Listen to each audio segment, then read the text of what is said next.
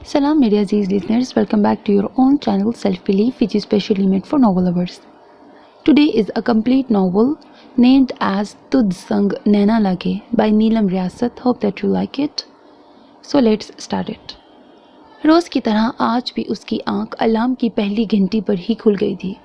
उसने उसी वक्त चारपाई छोड़ दी। बाथरूम में जाने से पहले दादा अब्बा के पलंग के करीब खड़े होकर उनकी चलती हुई सांसों का यकीन किया, और जब उनके हल्के हल्के खराटे सुनकर दिल को तसल्ली हासिल हो गई तो वो उनके कमरे का दरवाज़ा धीरे से खोलने और दोबारा से बंद करने के बाद बाहर आ गई।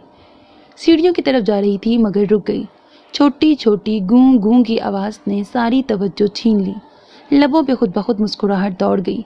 स्टोर रूम के साथ वाला कमरा समरा का था और आजकल वो अपने छोटे से गोलगप्पे के साथ रहने आई हुई थी।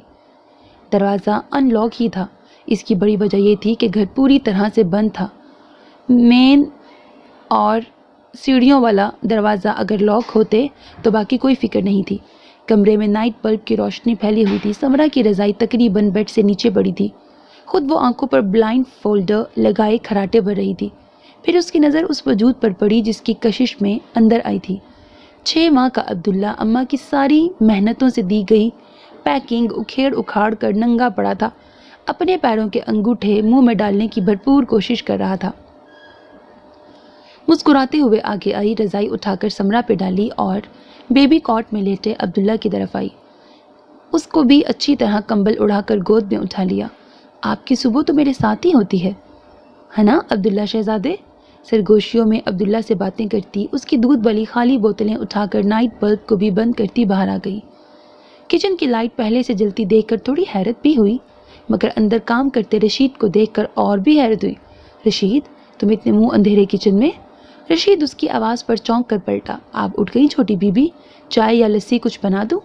उसके लिए रशीद के लहजे में हमेशा इज्जत ही होती। अरे नहीं, मैं तो बस अब्दुल्ला के लिए दूध लेने आई हूँ। मगर तुमने नहीं बताया, क्या वासिफ की आज फिर कोई ट्रिप है? उसकी बात पर रशीद हंस दिया। नहीं छोटी बीबी, वासिफ भाई की ट्रिप हो तो तैयारी यूं खुफिया कब होती है? वो तो 4 दिन पहले से ही मेन्यू बताने लग जाते हैं। ये तो छोटे साहब आए हैं, उनके लिए कॉफ़ी बना रहा हूँ। लाएं ये खाली बोतलें मुझे दे दें, मैं धोकर फिर से तैयार कर देता हूँ। सभी को इल्म था कि रशीद किसको छोटे साहब कहकर मुखातिब करता है, और उसके मुंह से छोटे साहब सुनते ही इमसाल के चेहरे का रंग बदल गया था। रशीद की नज़रों से ये मंजर छुपा नहीं था, इसीलिए अब वो उसे बातों में लगाकर ध्यान बटाना चाह रहा था। उसने आगे बढ़कर फ्रिज से ताज़ा दूध का बना पड़ा फीडर निकाल कर माइक्रोवेव में रखा। फिर सपाट से लहजे में रशीद को हदायत दी। रशीद, खाली कॉफ़ी मत देना, पहले लस्सी पिलवा कर फिर कॉफ़ी देना।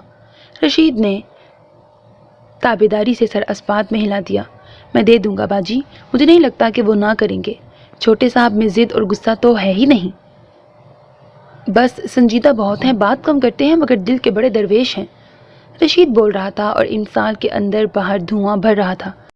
वो जल्दी से कुछ भी कहे बगैर किचन से निकल आई। उसी वक्त वो मेन डोर से अंदर आया था।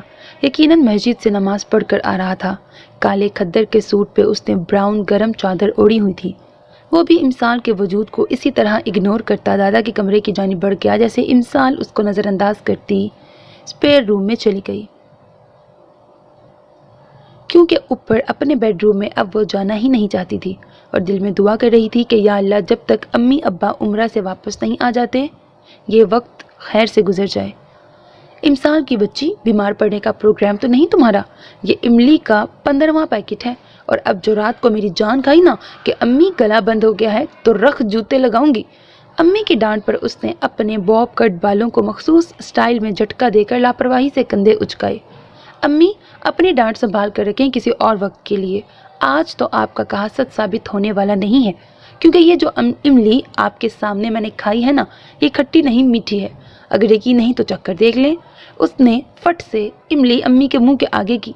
अरे इधर साड़ो इस सौगात को, तुम्हें ही मुबारक हो।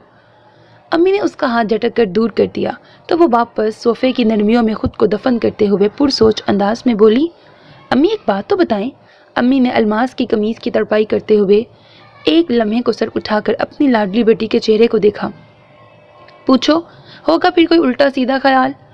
उसने नफ़ी में सर हिलाते हुए कहा। अरे कहाँ मेरी प्यारी लाज दुलारी माँ, मैं तो सिर्फ ये जानना चाह रही थी कि کیا آپ پیدائشی سڑو ہیں یا شادی کے بعد ہوئی؟ امی نے اپنا کام ترک کر کے اس بار اس کو ملامتی نظروں سے دیکھا۔ بس انہی فضول باتوں اور سوالوں کے لیے تم میرے گھر پیدا ہوئی ہو۔ ان کی بات اندر آتا ابسام جاری رکھتے ہوئے شروع ہو گیا۔ خالہ، اس کو اور بھی بہت سے کام کرنے تھے جس کے لیے دنیا میں آئی ہے، مثلاً رسالے پڑھنا، موویز دیکھنا، لوگوں کی جھوٹی شکایتیں لگا کر ان کو ابا سے جھٹکیاں پڑھوانا۔ ویسے بندری، تمہیں شرم تو نہ آئی ہوگی ابا کو بتاتے کہ خالو جی ابسام دوستوں کے ساتھ سنیما گیا ہے؟ اینڈ پہ اس نے امسال کی نقل اتارتے ہوئے کہا تھا، اور وہ اس کو نظر انداز کرتی بھاگ کے جا کے خالہ کے گلے لگی تھی۔ میں نے آپ کو اتنا مس کیا تھا۔ مجھے کوئی نہیں پتا، اگلی دفعہ جب آپ اپنی نند کے گاؤں جائیں گی میں بھی آپ کے ساتھ چلوں گی۔ خالہ نے محبت سے اس کو ساتھ لگا کر 2-3 بوسے لے ڈالے۔ دوسری طرف ابسام نے اپنی خالہ کو اشارہ کیا، خالہ امی دیکھ رہی ہیں لوگ ہمیں جلانے کو کیسے حیار کا کھلا اظہار، اچھا پیار لکھنا ہے، مس پرنٹنگ ہے، کیسے پیار کا کھلا اظہار کر رہے ہیں، ورنہ دیکھ لیجئے گا جس دن کلمے پڑھے گئے نا، کہاں کی خالہ کہاں کی بھانجی، ظالم ساس اور سازشی بہو ہی بس دیکھنے کو ملے گی۔ بس آپ اور میرا پیار ہی سچا ثابت ہونا ہے۔ وہ بھی خالہ کا ہاتھ پکڑ کر صوفے پہ ان کے برابر بیٹھ گئی۔ فکر نہ کرو، یہ میری ساس ہیں، تمہاری نہیں۔ ظلم بھی کریں گی تو پیار سے۔ اور جہاں تک رہی سازشی بہو کی بات، تو مسٹر ابسام سکندر، سازشیں تو ہونی ہی ہونی ہیں، مگر اپنی شہزادی خالہ کے نکٹو بیٹے کے خلاف۔ کیوں خالہ؟ اس نے رائے خالہ سے مانگی۔ جواب امی کی طرف سے خاصا گرم آیا۔ کیا کروں میں تمہاری اس گز بھر لمبی زبان کا، جسے چسکے لینے اور پٹر پٹر بے لگام دوڑنے کے سوا کوئی دوسرا کام نہیں۔ اس نے سنجیدہ ہونا کب سیکھا تھا؟ فٹ بولی، 2 تو آپ نے گنوا دیے ہیں۔ ویسے خالہ، میں آپ کے گھر کیوں نہیں پیدا ہوئی؟ کتنا اچھا ہوتا اگر آپ میری امی ہوتی اور ابسام میرے ماں باپ کی اولاد ہوتا۔ پہلے خود ہی آئیڈیا دیا، پھر خود ہی بولی، استغفار، یہ میں کیا چاہ رہی ہوں؟ اگر یہ امی کی اولاد ہوتا تو اس کا مطلب امی میری ساس ہوتی۔ یا اللہ تیرا شکر جو تو نے مجھے امی جیسی ہٹلر ساس نہیں دی۔ بیٹی کی بات سن کر ساجدہ کو ہنسی بھی آئی، غصہ بھی، جو ہمیشہ کی طرح سوچے سمجھے بغیر بولتی چلی جا رہی تھی۔ حالانکہ ان کا دل اس کے لمبے لمبے بے پرواہ کہکہوں سے ہمیشہ ڈرتا تھا۔ وہ دل کی سادی تھی، ایک تو خالہ سے بچپن کا پیار تھا اور امارہ کی بھی تو اس میں جان تھی۔ ابسام 1.5 سال کا تھا جب وہ دنیا میں آئی تھی۔ اس سے بڑی ایک بہن اور ایک چھوٹا بھائی تھا، مگر لاڈلی وہی تھی۔ اس کی وجہ ہر وقت پٹر پٹر چلتی زبان ہی تھی۔ اگر کوئی کہانی پڑھ لی تو تب تک سکون نہ آیا جب تک ابو کو لفظ پلفظ سنا نہ لی۔ اس کی ہر بات میں بے ساختہ پن ہوتا۔ پتہ نہیں یہ بات کس نے پہلے کی تھی، کوئی کہتا ابسام کی دادی نے، کوئی کہتا امسال کی دادی نے، پر یہ بات اب سارے خاندان برادری میں مشہور تھی کہ امسال امارہ کی بہو بنے گی۔ ابسام کے والد سکندر وابڈا میں ملازم تھے، پچھلے 15 سال سے اسی شہر میں تعینات تھے۔ امسال لوگوں کی پچھلی گلی میں ان کا گھر تھا۔ وہ ہر روز شام کو ان کے گھر پائی جاتی، کبھی کرکٹ کھیلی جاتی، کبھی بیڈمنٹن۔ اگر خالہ کے ساتھ انکنڈیشنل پیار تھا تو خالو کے ساتھ انکنڈیشنل یاری تھی۔ عام طور پر وہ صرف پورے یا آدھے دن کے لیے آتا تھا، لنچ یا بڑے اصرار پر ڈنر کے لیے رکتا اور ڈنر کے فوراً بعد نکل جاتا۔ اس کی نوکری اسلام آباد میں تھی۔ گھر والوں کے کہنے کے باوجود وہ اپنا ٹرانسفر نہیں کروانا چاہتا تھا۔ جو زندگی اس نے اپنے لیے چنی ہوئی تھی وہ فرار تھا، اور اب اسے فرار میں ہی مزہ آ رہا تھا۔ ابھی بھی وہ کل سے گھر پر تھا، اور کل سے وہ ایک دفعہ بھی اپنے کمرے میں نہیں آئی تھی، اور نہ ہی اس نے خود سے اسے بلوایا تھا، مگر وہ سب دیکھ اور سمجھ رہا تھا کہ رشید کے ذریعے اس کے سب کام کروائے جا رہے تھے۔ جس طرح وہ سب کچھ خاموشی سے کر رہی تھی، اسی طرح وہ سب کچھ خاموشی سے دیکھ رہا تھا۔ اس وقت بھی تیار ہو کر نیچے آیا، سبھی سیٹنگ روم میں ہی موجود تھے۔ اسے دیکھتے ہی عبداللہ کے ساتھ کھیلتے واصف کی زبان پہ کھجلی ہوئی تھی۔ ارے آئیے آئیے جناب، بڑی بات ہے، حضور آج کل گھر پہ نظر آ رہے ہیں، کہیں نوکری ختم تو نہیں ہو گئی؟ وہ واصف کی گود سے عبداللہ کو اٹھاتا وہیں اس کے برابر بیٹھ گیا۔ نہیں یار، نوکری سے دل اکتا گیا ہے، اسی لیے 4 دن چھٹی لی ہے۔ واصف کو جواب دینے کے بعد وہ ادھر ادھر دیکھتے ہوئے عبداللہ کی توجہ اپنی طرف کرنے کے لیے سیٹی بجانے لگا، جبکہ واصف ابھی تک منہ کھولے اپنے بڑے بھائی کی شکل دیکھ رہا تھا۔ سمرا نیچے کارپٹ پر بیٹھی عبداللہ کے دھلے ہوئے کپڑے طے کر کر کے ٹوکری میں رکھ رہی تھی، اور امسال دادا جی کے تخت پر ان کے برابر بیٹھی کوئی کتاب پڑھ کر سنا رہی تھی۔ سمرا نے واصف کا منہ بند کرتے ہوئے مشورہ دیا، منہ بند کر لو نہیں تو مکھی چلی جائے گی۔ واصف کی ایکٹنگ عروج پہ تھی، ارے عبداللہ کی ماں، جاؤ بھاگ کر دادا جی کے کمرے سے آلہ لے کر آؤ، اپنے بھائی کا بلڈ پریشر تو چیک کریں، جناب کہہ رہے ہیں کہ ان کا اپنی محبوبہ سے دل اکتا گیا ہے۔ وہ واصف کی طرف کوئی توجہ نہیں دے رہا تھا۔ محبوبہ کے نام پہ امسال کے ہاتھ میں پکڑی کتاب نہ جانے کیسے گر گئی۔ سبھی کا دھیان اس کی طرف گیا سوائے اس کے شوہر کے۔ واصف نے تو دل کھول کر کہا مارا۔ اس نے عبداللہ کو اس کی ماں کی گود میں ڈالا اور واصف سے مخاطب ہوا، اپنے ہاتھی سے دانت اندر کرو اور میرے ساتھ چلو، ذرا ایک دوست کے ابو کا 40واں ہے، افسوس کر آئیں۔ میں کیا اس گھر کا بڑا بوڑھا ہوں؟ واصف کے پاس فٹ جواب حاضر تھا، نہ جاؤ، میں دادا جان کو لے جاتا ہوں۔ وہ آواز تھوڑی اونچی کر کے دادا جی سے پوچھنے لگا، دادا ابو چلیں، ایک فوتگی کا افسوس کر آئیں۔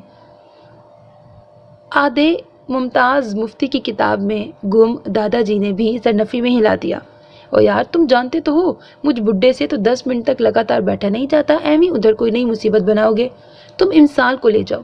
دادا جی کے مشورے پر جہاں اس کی نظر بے اختیار اس جھکے ہوئے سر کی طرف گئی تھی، وہیں واصف تالی بجا کر دادا جی کو داد دیتا پٹوسی مار کر ایک ہی جست میں ان کے برابر جا بیٹھا۔ یہ کی نا بات، آج آپ نے ثابت کر دیا کہ شیر جوان آخر شیر جوان ہی ہوتے ہیں۔ واصف کے بیٹھتے ہی امسال تقریباً چیخ اٹھی، دیکھ کر موٹو دادا کی اینک پہ بیٹھ گئے ہو۔ بات تو کوئی نہیں ہوئی تھی، مگر پھر بھی کچھ لمحوں کے لیے ہر کوئی اپنی جگہ تھم سا گیا اور امسال کے شوہر کی نظریں اپنی بیوی کے چہرے سے ہٹنے سے انکاری ہو گئی تھی۔ سمرا نے ایک نظر سر جھکائے اپنے ہونٹ کاٹتی امسال کو دیکھا، پھر اپنے بھائی کی گہری سنجیدگی میں چھپی اذیت کو تو آنکھوں میں آنسو آ گئے، جنہیں صاف کرتی لہجے میں بشاشت پیدا کرتے ہوئے بولی، ٹھیک کہہ رہے ہیں بھابھی، آپ تیار ہو جائیں، آپ ہی بھائی کے ساتھ جائیں۔ امسال نے سر اٹھا کر سمرا کی جانب دیکھا تو اس کے چہرے پر پھیلی دہشت اور سراسیمگی دیکھ کر ان چاروں کے دل کٹ گئے تھے۔ وہ فوراً کتاب چھوڑ کر کھڑی ہو گئی۔ میں بھلا وہاں جا کر کیا کروں گی؟ اور ویسے بھی گھر پہ اتنے کام ہے، میرا نہیں خیال میرا جانا ممکن ہے۔ اس سے پہلے کہ وہ وہاں سے غائب ہوتی، واصف نے آگے بڑھ کر اس کا ہاتھ تھام لیا۔ کام وغیرہ کی فکر کیوں کرتی ہیں؟ یہ آپ کا موٹو ہے نا، سب دیکھ لوں گا۔ آپ جاؤ اور واپسی پہ میرے اور عبداللہ کے لیے برگر بھی لانا۔ اس نے منت بھری نظروں سے واصف کو دیکھتے ہوئے ہاتھ چھڑانا چاہا، مگر آج واصف کچھ سوچ چکا تھا۔ اس نے امسال کے آگے اپنے ہاتھ جوڑ دیے، میں معافی مانگتا ہوں، میں ہم سب کی طرف سے آپ سے معافی مانگتا ہوں۔ جو کچھ ہوا تھا اس میں نہ آپ کا قصور تھا نہ میرے بھائی کا، پھر آپ دونوں ایک دوسرے کو کس بات کی سزا دے رہے ہیں؟ امسال کے چہرے پہ پتھروں سی سختی تو آئی، پر رنگ لٹھے سا ہو گیا۔ اس نے واصف کے بندھے ہوئے ہاتھ کھول دیے، بولی تو آواز کانپ رہی تھی، آج کے بعد ایسی کوئی بات مت کرنا واسے، زیادتی کل بھی میرے ابو سے ہوئی تھی اور آج بھی، نتیجہ کل بھی میں نے بھگتا تھا، آج بھی میں ہی بھگت رہی ہوں، مگر فرق جانتے ہو کیا ہے؟ کل مجھے کوئی شکوہ نہیں تھا، جو بھی ان کا فیصلہ تھا ان کو میرے باپ کی حیثیت سے حق تھا اور یہ حق میں نے ان کو باخوشی دیا تھا۔ آگے جو ہوا وہ میرا نصیب، مگر اب جو ہوا ہے نا، مجھے جینے نہیں دیتا۔ میرا دم گھٹتا ہے یہ سوچ کر کہ میرے بڑوں نے زبردستی مجھے کسی کے سر پہ تھوپ دیا۔ وہ شاید اس کی موجودگی سے غافل ہو گئی تھی۔ پہلے وہ سارا سین یوں دیکھتا اور سنتا رہا جیسے یہ اس کے گھر کی نہیں کسی ڈرامے کی سٹوری چل رہی ہو، مگر امسال کی آخری بات نے اسے اپنی جگہ سے اٹھ کر اس کے مقابل آنے پر مجبور کر دیا۔ کس کی بات کر رہی ہو؟ اس کی آواز اپنے قریب سنتے ہی وہ بت بن گئی۔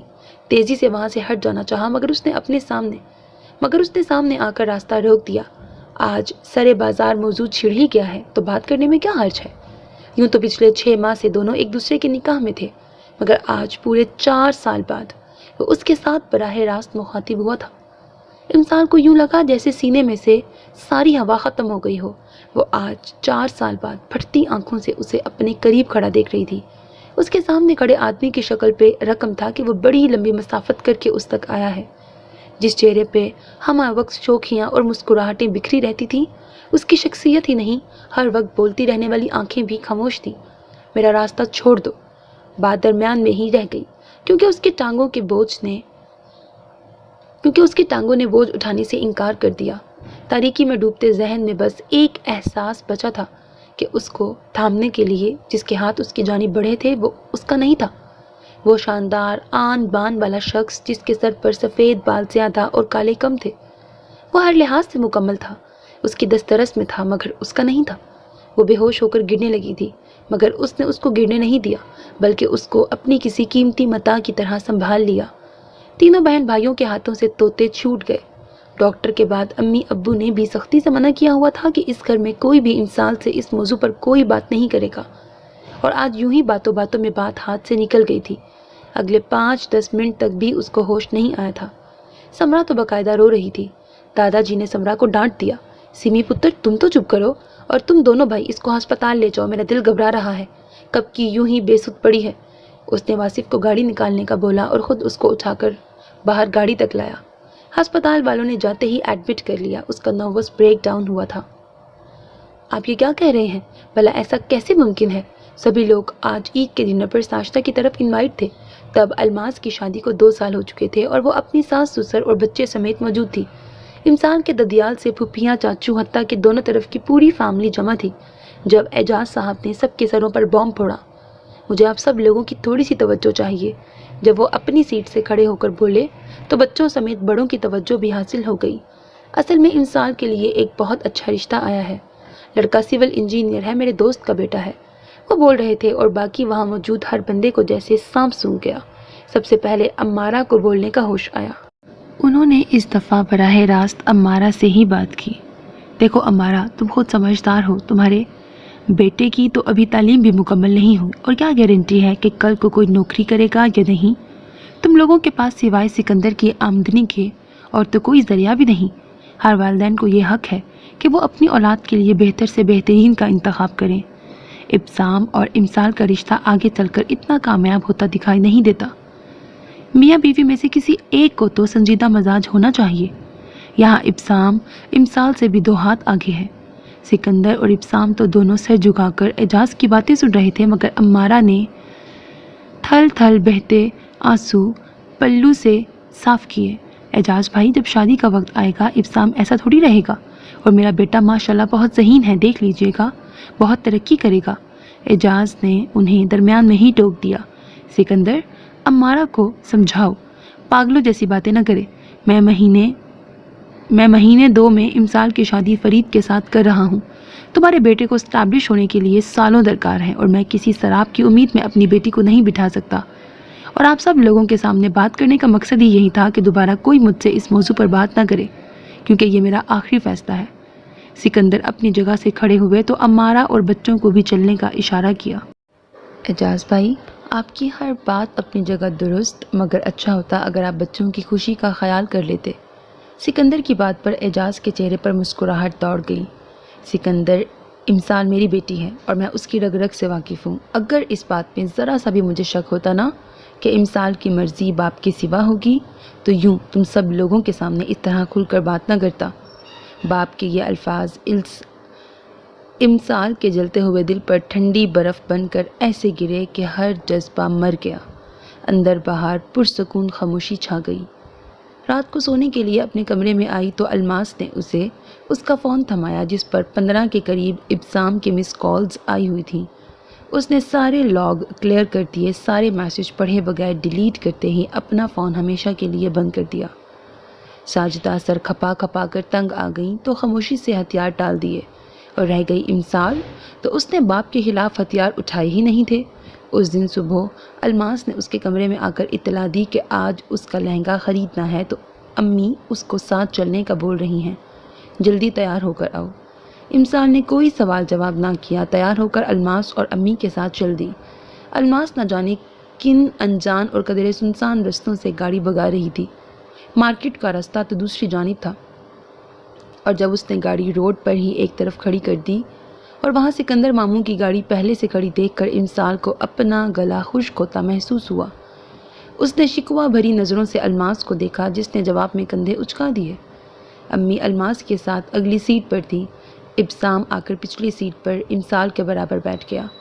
کچھ لمحے وہ امسال کو اپنی سرخ ہوتی آنکھوں سے گھورتا رہا، جبکہ امسال نے ایک دفعہ بھی اس کی طرف نہ دیکھا۔ تو اب میں اتنا برا ہو گیا ہوں کہ نہ تم مجھ سے بات کرنا پسند کرو، نہ ہی میری شکل دیکھنا چاہتی ہو۔ ابسام کے لہجے میں غصہ تھا۔ تمہیں اس طرح سے یہاں مجھے روکنا نہیں چاہیے تھا، وہ ٹھہرے ہوئے لہجے میں بولی تو جواب میں وہ پھٹ پڑا۔ فون میرا تم اٹھاتی نہیں ہو، گھر تمہارے آنے کی مجھے اب اجازت نہیں ہے، اور میں کیا کروں؟ امسال مسلسل باہر دیکھ رہی تھی۔ تم اچھی طرح جانتے ہو میرے ابو اپنا فیصلہ بدلنے والوں میں سے نہیں ہیں۔ جو بات انہوں نے کر دی ہے وہی فائنل ہے۔ اس حقیقت کو مان لو اور آئندہ مجھ سے کزن کی حیثیت سے ملنے تم میرے گھر بھی آ سکتے ہو، مگر کسی اور تعلق کو حوالہ بنا کر مجھے یوں چوروں کی طرح نہ ملنا۔ ابسام نے زور زور سے اپنا سر اسبات میں ہلایا۔ تم باپ بیٹی تو بڑے بااصول لوگ نکلے بھائی۔ اگر تمہیں یاد ہو تو مجھ سے تمہارا جو تعلق ماضی میں جوڑا گیا تھا وہ بھی تمہارے باپ کی مرضی سے جوڑا تھا۔ پھر وہاں تم نے اس سے کیوں نہیں پوچھا کہ کیوں اب زبان سے پھر گیا؟ دونوں اس بات سے بے پرواہ بولتے جا رہے تھے کہ اگلی سیٹ پہ بیٹھی ساجدہ کتنی مشکل سے اپنی ہچکیاں دبا رہی تھی۔ اس دفعہ اس نے ابسام کی آنکھوں میں آنکھیں ڈال کر جواب دیا، ابسام سکندر، تمیز سے بات کرو۔ اور کون سا میں تمہاری نکاح میں رہی ہوں؟ منگنی تھی تمہارے ساتھ میری، اور جانتے ہو منگنی کی شرعی کوئی حیثیت نہیں ہوتی۔ کیا میں نے آج تک کبھی تم سے کسی قسم کا کوئی جذباتی پن کا اظہار کیا؟ جہاں تک رہی مذاق کی بات، تو کزن ہونے کی حیثیت سے وہ سب کے ساتھ میرا رویہ ہمیشہ ایک سا رہا ہے۔ ہاں، اگر کوئی ابھی بھی مجھے چننے کا حق دیتا تو میں اپنی خالہ کی بہو بننا پسند کرتی، مگر یہاں ایسا کوئی معاملہ نہیں ہے، اسی لیے آئندہ اس موضوع کو مت چھیڑنا۔ اپنی بات بڑے تحمل اور مضبوط لہجے میں پوری کرنے کے بعد اس نے رخ موڑ لیا۔ ابسام تھوڑی دیر تک خاموشی سے اس کی کہیں سب باتوں کو اپنے اندر جذب کرتا رہا۔ بالآخر دھیمے لہجے میں بولا، عاشق تو میں تمہارا تھا ہی نہیں کہ اب تمہاری شادی کے روز خودکشی کی کوشش کروں یا ناکام عاشقوں کے جیسے دکھی گانے سن کر روؤں۔ پر جانتی ہو میری انا کو بہت ٹھیس پہنچی ہے اور اس وقت شدید بلبلاہٹ کا شکار ہے۔ جی چاہتا ہے کہ تمہیں جان سے مار دوں یا کم از کم ان لوگوں کو ہی کچھ کہہ سکوں جنہوں نے یہ نام نہاد شوشہ چھوڑا تھا۔ اپنے پیچھے گاڑی کا دروازہ اس قدر زور سے بند کر کے گیا، امسال اپنی جگہ اچھل کے رہ گئی۔ اگلے چند سیکنڈز میں ابسام کی گاڑی دھول اڑاتی ہوئی منظر سے غائب ہو گئی۔ امسال جو ابھی تک بڑی مضبوطی سے کھڑی تھی ایک دم سے پھوٹ پھوٹ کر رو دی۔ فرید میں وہ ہر خوبی تھی جو اس کو ظاہری طور پر پرکشش بناتی۔ وہ تنہا 2 مربع اراضی کا مالک تھا۔ 2 عدد نئی ماڈل کی بڑی گاڑیاں اس کی ذاتی ملکیت تھی۔ اچھا خاصا آلہ اوڑھنا۔ شادی کے شروع کے دنوں میں جتنی دفعہ وہ میکے آئی خوب پھل مٹھائیوں سے لدی ہوئی آتی، یہ اتنی بڑی گاڑی سمیت ڈرائیور کے چھوڑنے اور لے جانے آتی، مگر فرید مصروفیت کی بنا پر صرف ایک دفعہ ہی آیا۔ امسال کے بے ساختہ کہے جن سے ماں کا دل ہمیشہ ڈولتا تھا اب دھیمی سی مسکراہٹ میں بدل گئے۔ پہلے تو مہینے میں 1 چکر لگا ہی لیتی تھی، پھر 2 مہینے گزر جاتے، فون تک نہ کرتی۔ ماں باپ دل کے ہاتھوں مجبور ہو کر فون کرتے تو نوکر جواب دیتے بی بی فرید صاحب کے ساتھ باہر گئی ہیں۔ ماں باپ یہی سوچ کر پرسکون ہو جاتے کہ اپنے گھر خوش اور مگن ہے، چلو جب فرصت ہوگی ملنے آ جائے گی۔ جتنی دفعہ آتی اس کی صحت پہلے سے بھی مرجھائی ہوئی ہوتی، مگر ہر دفعہ مسکرا کر ماں باپ کو تسلیاں دے کر مطمئن کر جاتی۔ 1 سال کا عرصہ یوں ہی سامنے نظر آنے والی حقیقتوں کو جھٹلاتے گزرا۔ دوسری طرف امارہ اور سکندر امسال کی شادی کے 3 ماہ بعد ہی ملتان سے لاہور شفٹ ہو گئے تھے۔ دونوں گھروں میں آنا جانا، ملنا ملانا سب گئے دنوں کی باتیں ہو گئیں۔ امارہ اور سکندر نے تو کسی قسم کے فیملی فنکشن میں شرکت بھی مصروفیت کی بنا پہ ترک کر دی ہوئی تھی۔ کبھی کسی جگہ فوتگی وغیرہ پر بھی بہنوں کا سامنا ہو جاتا تو ایک دوسرے سے سلام بھی نظریں چراتے ہوئے لی جاتی۔ امسال کا ویزا آ گیا تھا، الماس کا ویزا آ گیا تھا اور وہ بچوں سمیت میاں کے پاس جانے کی تیاریوں میں تھی۔ امسال کے گھر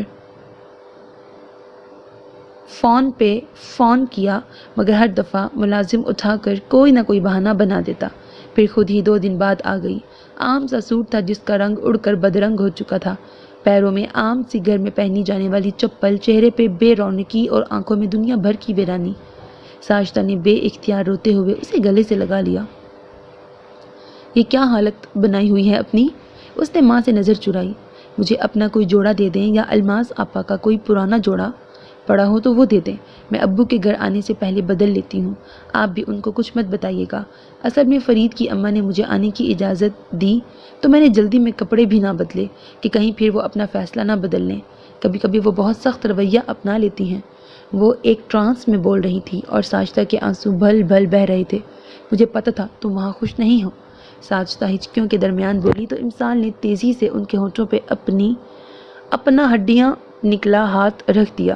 نہ امی پلیز ایسا نہ بولیں، میری اتنے عرصے کی محنت پر پانی پھر جائے گا۔ امی، میری ساس کو میری پہلی منگنی کا علم نہیں ہے، اگر بھنک بھی پڑی نا تو میری نیک نامی پر دھبا لگ جائے گا، اور یقین مانے میں خوش ہوں، سب کو خوش رکھنے کی پوری کوشش بھی کرتی ہوں، مگر وہ لوگ پھر بھی ناراض ہی رہتے ہیں۔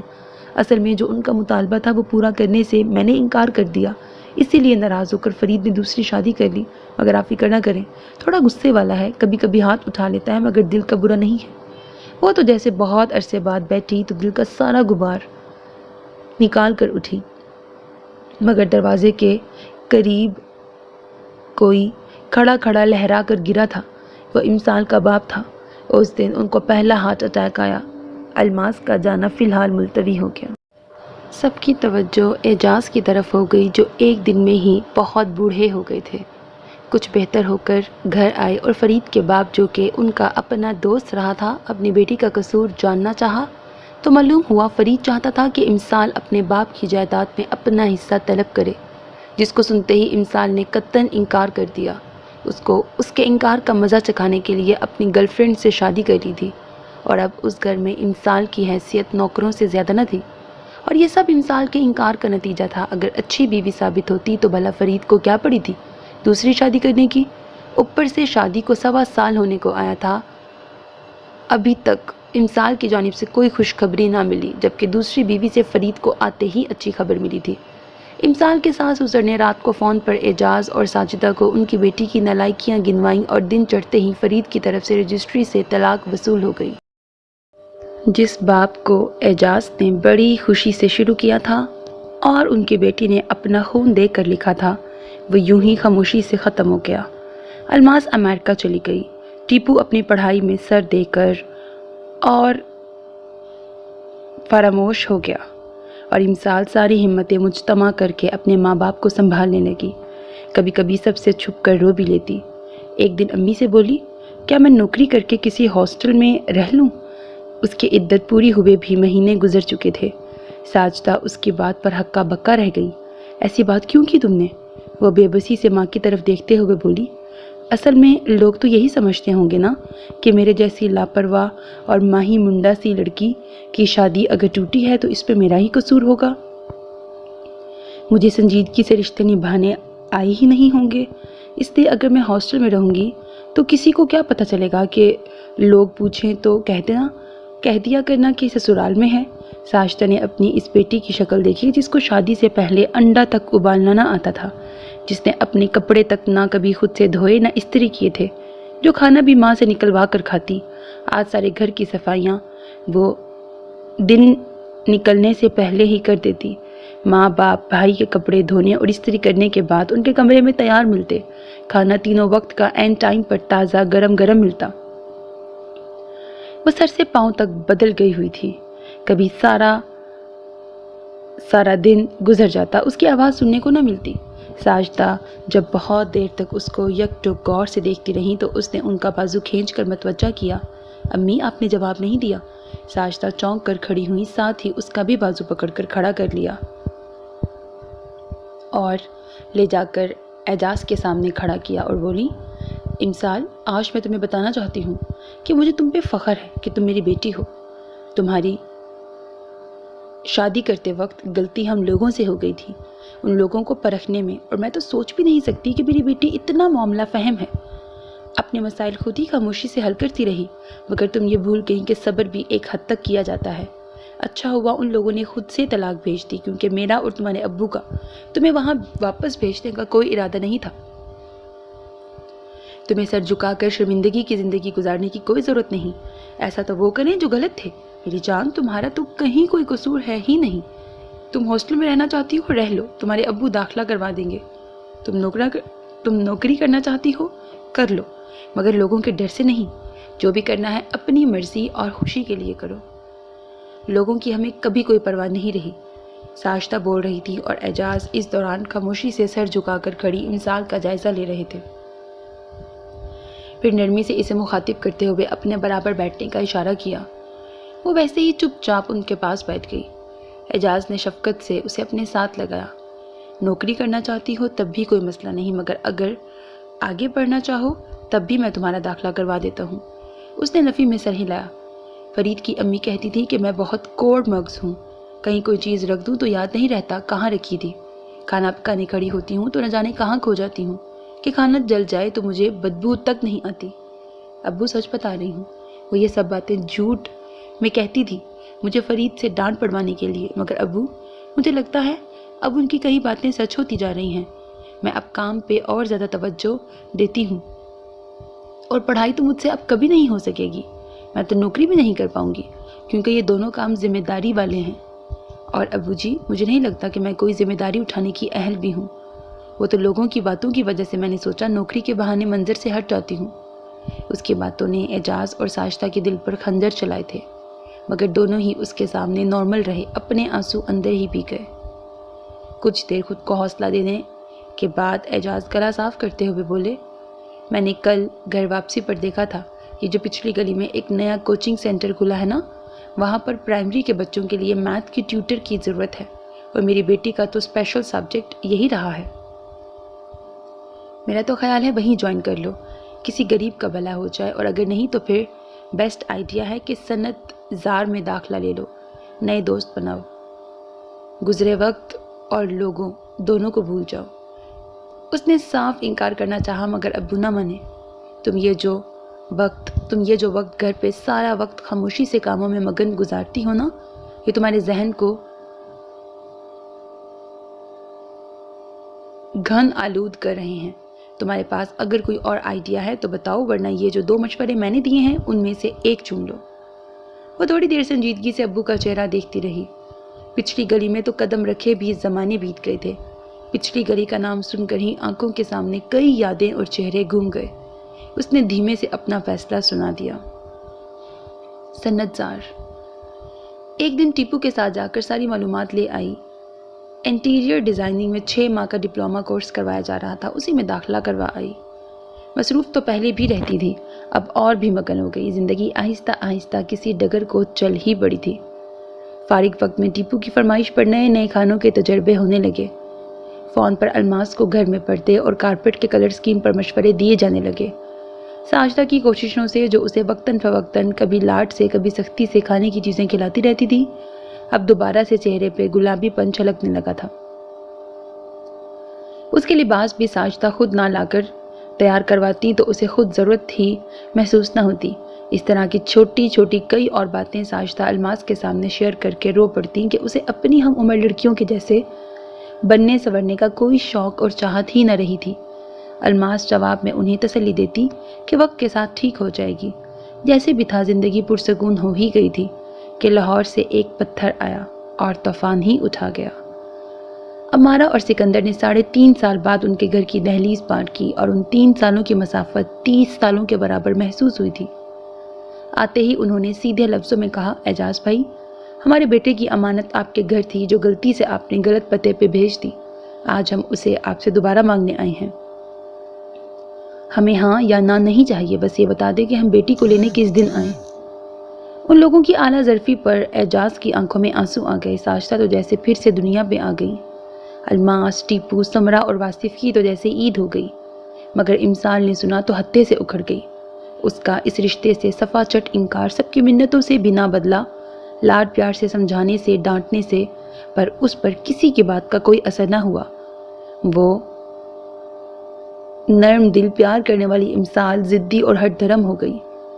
اس کی فکر نے انہی دنوں اعجاز کا ICU کا دوسرا چکر لگوا دیا، اور کسی کے آگے نہ ہارنے والی امسال باپ کے پیار کے آگے پھر ہار مان گئی۔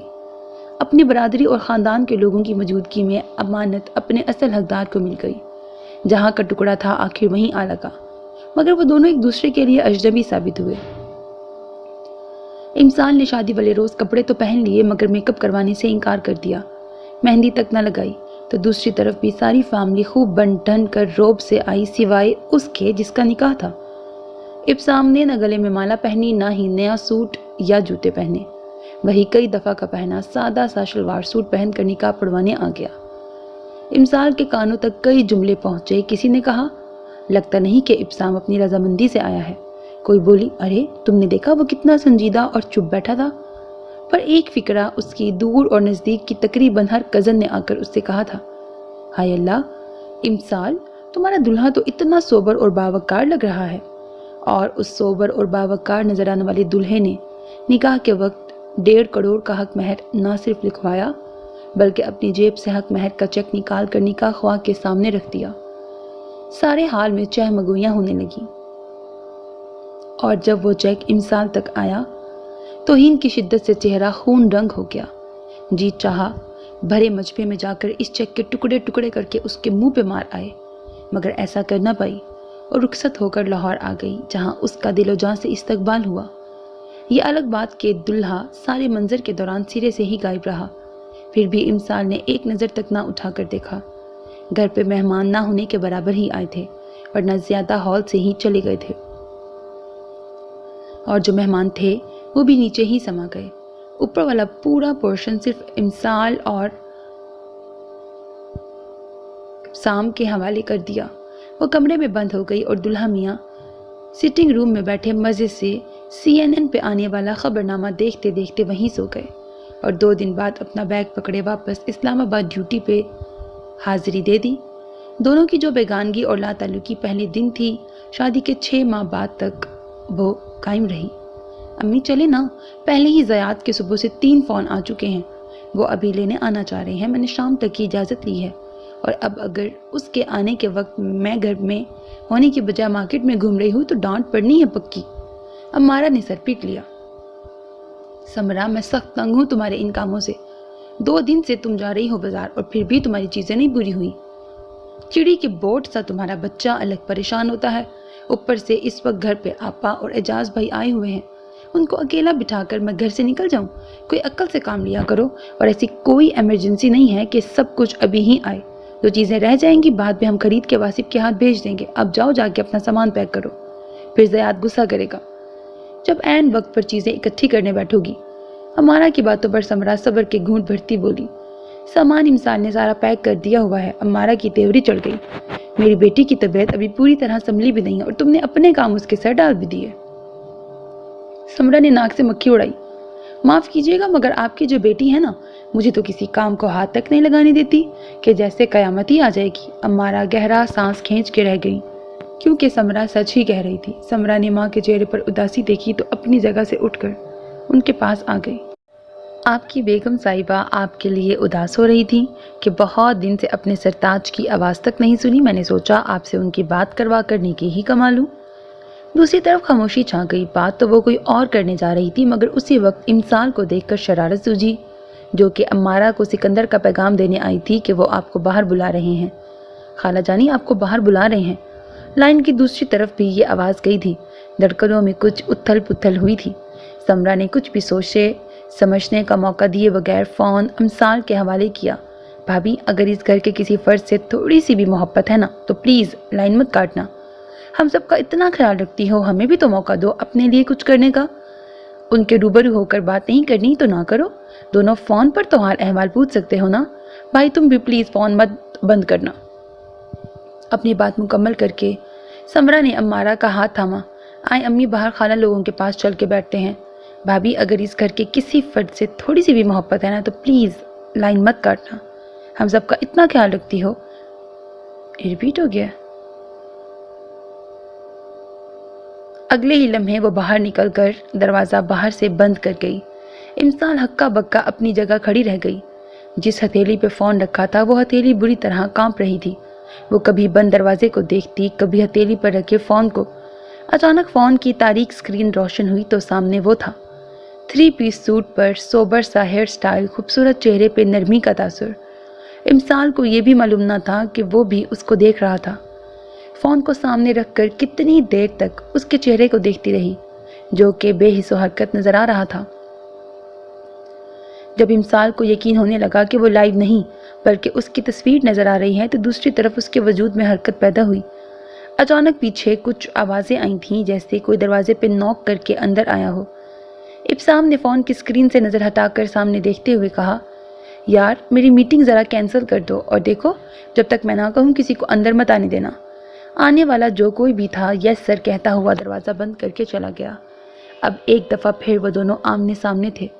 کچھ دیر تک یوں ہی خاموشی سے تکتے رہنے کے بعد وہ بولا تو لہجے میں انتہا کی نرمی تھی، تمہاری طبیعت اب کیسی ہے؟ اس نے ضبط کرنے کی بہت کوشش کی مگر آنسو بے اختیار ہو کر بہتے چلے گئے۔ اس کے سوال کے جواب میں ڈھیر آنسو نکلنے لگے۔ دوسری جانب اس کے چہرے سے ہی اس کی بے چینی چھلکنے لگی۔ پہلے تو تحمل سے انتظار کرتا رہا کہ اب چپ کرتی ہے، مگر جب سلسلہ طویل نکل پڑا تو سختی کے ساتھ حکم دیا، امسال اب بس۔ سنا تم نے میں کیا کہہ رہا ہوں؟ نو مور ٹیئرز ویمن۔ امسال کی مزید ہچکی بند گئی۔ ابسام نے اپنے لیپ ٹاپ کی اسکرین پر نرمی سے ہاتھ پھیرتے ہوئے کہا، اس کے آنسو صاف کرنے چاہیے۔ کیوں کر رہی ہو ایسا؟ تھوڑی دیر تک اس کو اپنی سرخ ہوتی آنکھوں سے دیکھتا رہا، پھر اپنی سیٹ سے کھڑا ہو کر جیکٹ اتار کر کرسی کی پشت پہ ڈالی، کف کھول کر فولڈ کیے اور ٹائی کی نوٹ ڈھیلی کرتے کالر کا اوپری بٹن کھولتا ہوا واپس اپنی جگہ پہ بیٹھ گیا۔ یہ سب عمل اس نے اپنا اضطراب اور بے چینی کم کرنے کی ایک کوشش میں کیا تھا۔ کبھی تمہیں یہ خیال آیا ہے کہ میں بھی گوشت پوست کا بنا ہوا ایک عام سا انسان ہوں امسال؟ میں سمجھ سکتا ہوں کہ تم اداس ہو، دکھی بھی ہو، جانتا ہوں بڑی آزمائش سے گزرنا پڑا، مگر یہ بھی تو سوچو زندگی نے اچھا تو میرے ساتھ بھی نہیں کیا۔ میری دوست چھن گئی، وہ لڑکی جس کو بچپن سے ہی دل میں بٹھا دیا گیا تھا کہ میری ہے، اچانک سے کسی اور کے حوالے کر دی گئی۔ جانتی ہو ان گزرے سالوں میں ایک رات بھی سکون کی نیند سے نہیں سویا۔ ایک وقت پہ مجھے لگتا تھا کہ میں پاگل ہو جاؤں گا، پھر خود کو ملامت کرتا کہ یار ایک لڑکی ہی تو تھی، ہو گئی شادی کہیں اور، what's the bloody big deal, مجھے اور لڑکی نہیں ملنے لگی کیا؟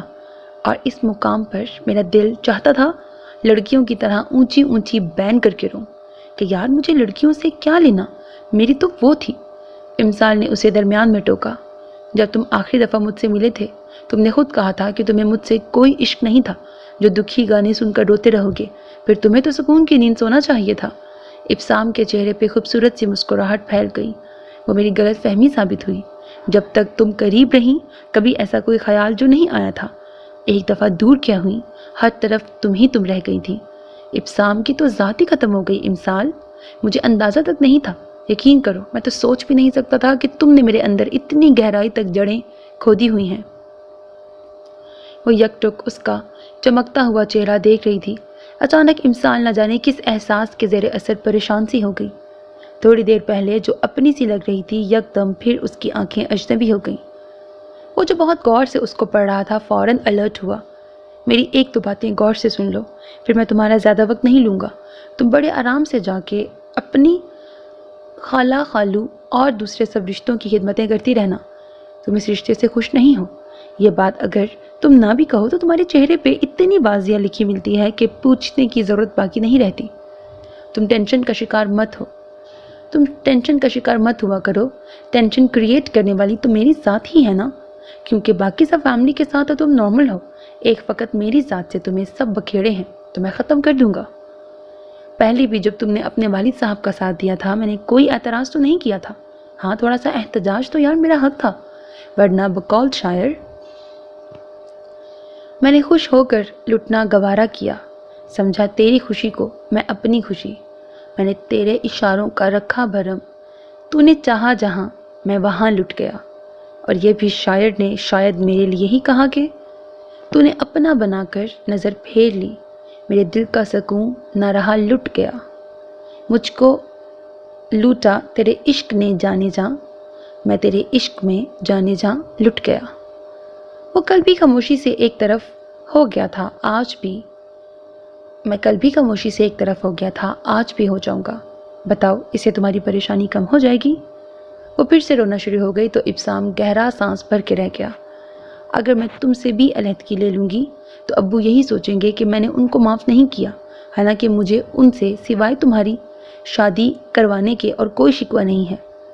اگر مجھے ذرا بھی علم ہوتا کہ یہ میری شادی تم سے کرا دیں گے تو میں کبھی فرید سے علیحدگی نہ لیتی، میں اس کے پیر پڑ جاتی، کسی بھی طرح اس کو منا لیتی کہ اپنی چار دیواری میں رہنے دے، نہ رکھتا وہ مجھ سے کوئی تعلق، بدلے میں ہفتے میں ایک دفعہ ہاتھ اٹھانے کی بجائے روز مار لیتا، مگر پھر بھی اس زندگی کی ضلالت اس موجودہ زندگی سے کم ہی ہوتی۔ اب تو میں اپنے آپ سے بھی آنکھ ملانے کے قابل نہیں رہی ہوں۔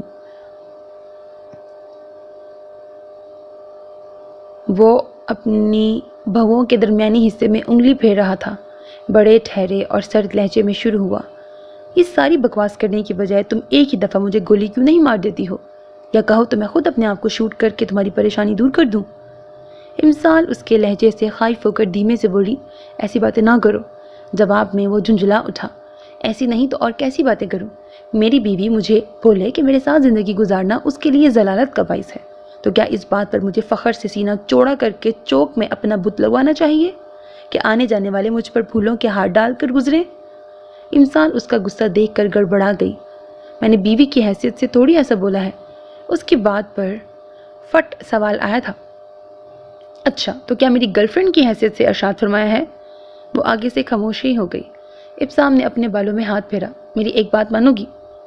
میں اس وقت آفس میں ہوں، زیادہ لمبی بات نہیں کر سکتا، اور ویسے بھی یہ مسئلہ فون پہ بیٹھ کے حل ہونے والا نہیں ہے، اسی لیے میں تمہارے لیے ٹکٹ کروا دیتا ہوں، تم ادھر آ جاؤ پھر بات کریں گے۔ اس کی بات کے دوران ہی امسال نے نفی میں سر ہلانا شروع کر دیا۔ میں ہرگز بھی وہاں نہیں آؤں گی۔ ابسام کے ماتھے پر تعجب سے تیوری آئی۔ پوچھ سکتا ہوں کہ کیوں نہیں؟ اس نے پھر نفی میں سر ہلایا تو وہ نرم ہو گیا۔ تمہیں علم ہے کہ ساری فیملی کو ہم دونوں کی وجہ سے کتنی ٹینشن ہے، اور تمہیں لگتا ہے کہ اعجاز ماموں کی صحت سٹریس برداشت کر سکتی ہے؟ وہ درمیان میں ہی جھنجھلا کر قدرے اونچی آواز میں بولی، یہ بھی اچھا طریقہ ہے، اعجاز ماموں کی صحت دکھا کر نکاح نامے پہ سائن کروا لیے۔ اعجاز ماموں کی صحت دکھا کر آج اپنے پاس بلا رہے ہو، کل کو اعجاز ماموں کی ہی صحت دکھا کر بچے پیدا کروا لو گے۔ جذباتی پن میں بولتے ہوئے اندازہ ہی نہ ہوا کہ کیا بول گئی ہوں۔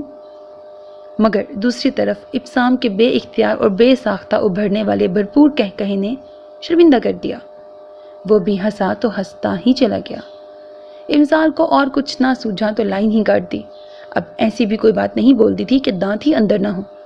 فون پر کال آ رہی تھی مگر اس نے کال اٹھانے کے بجائے فون بیڈ پہ پھینک دیا اور خود بڑبڑاتے ہوئے انگلیاں چٹکنے لگی۔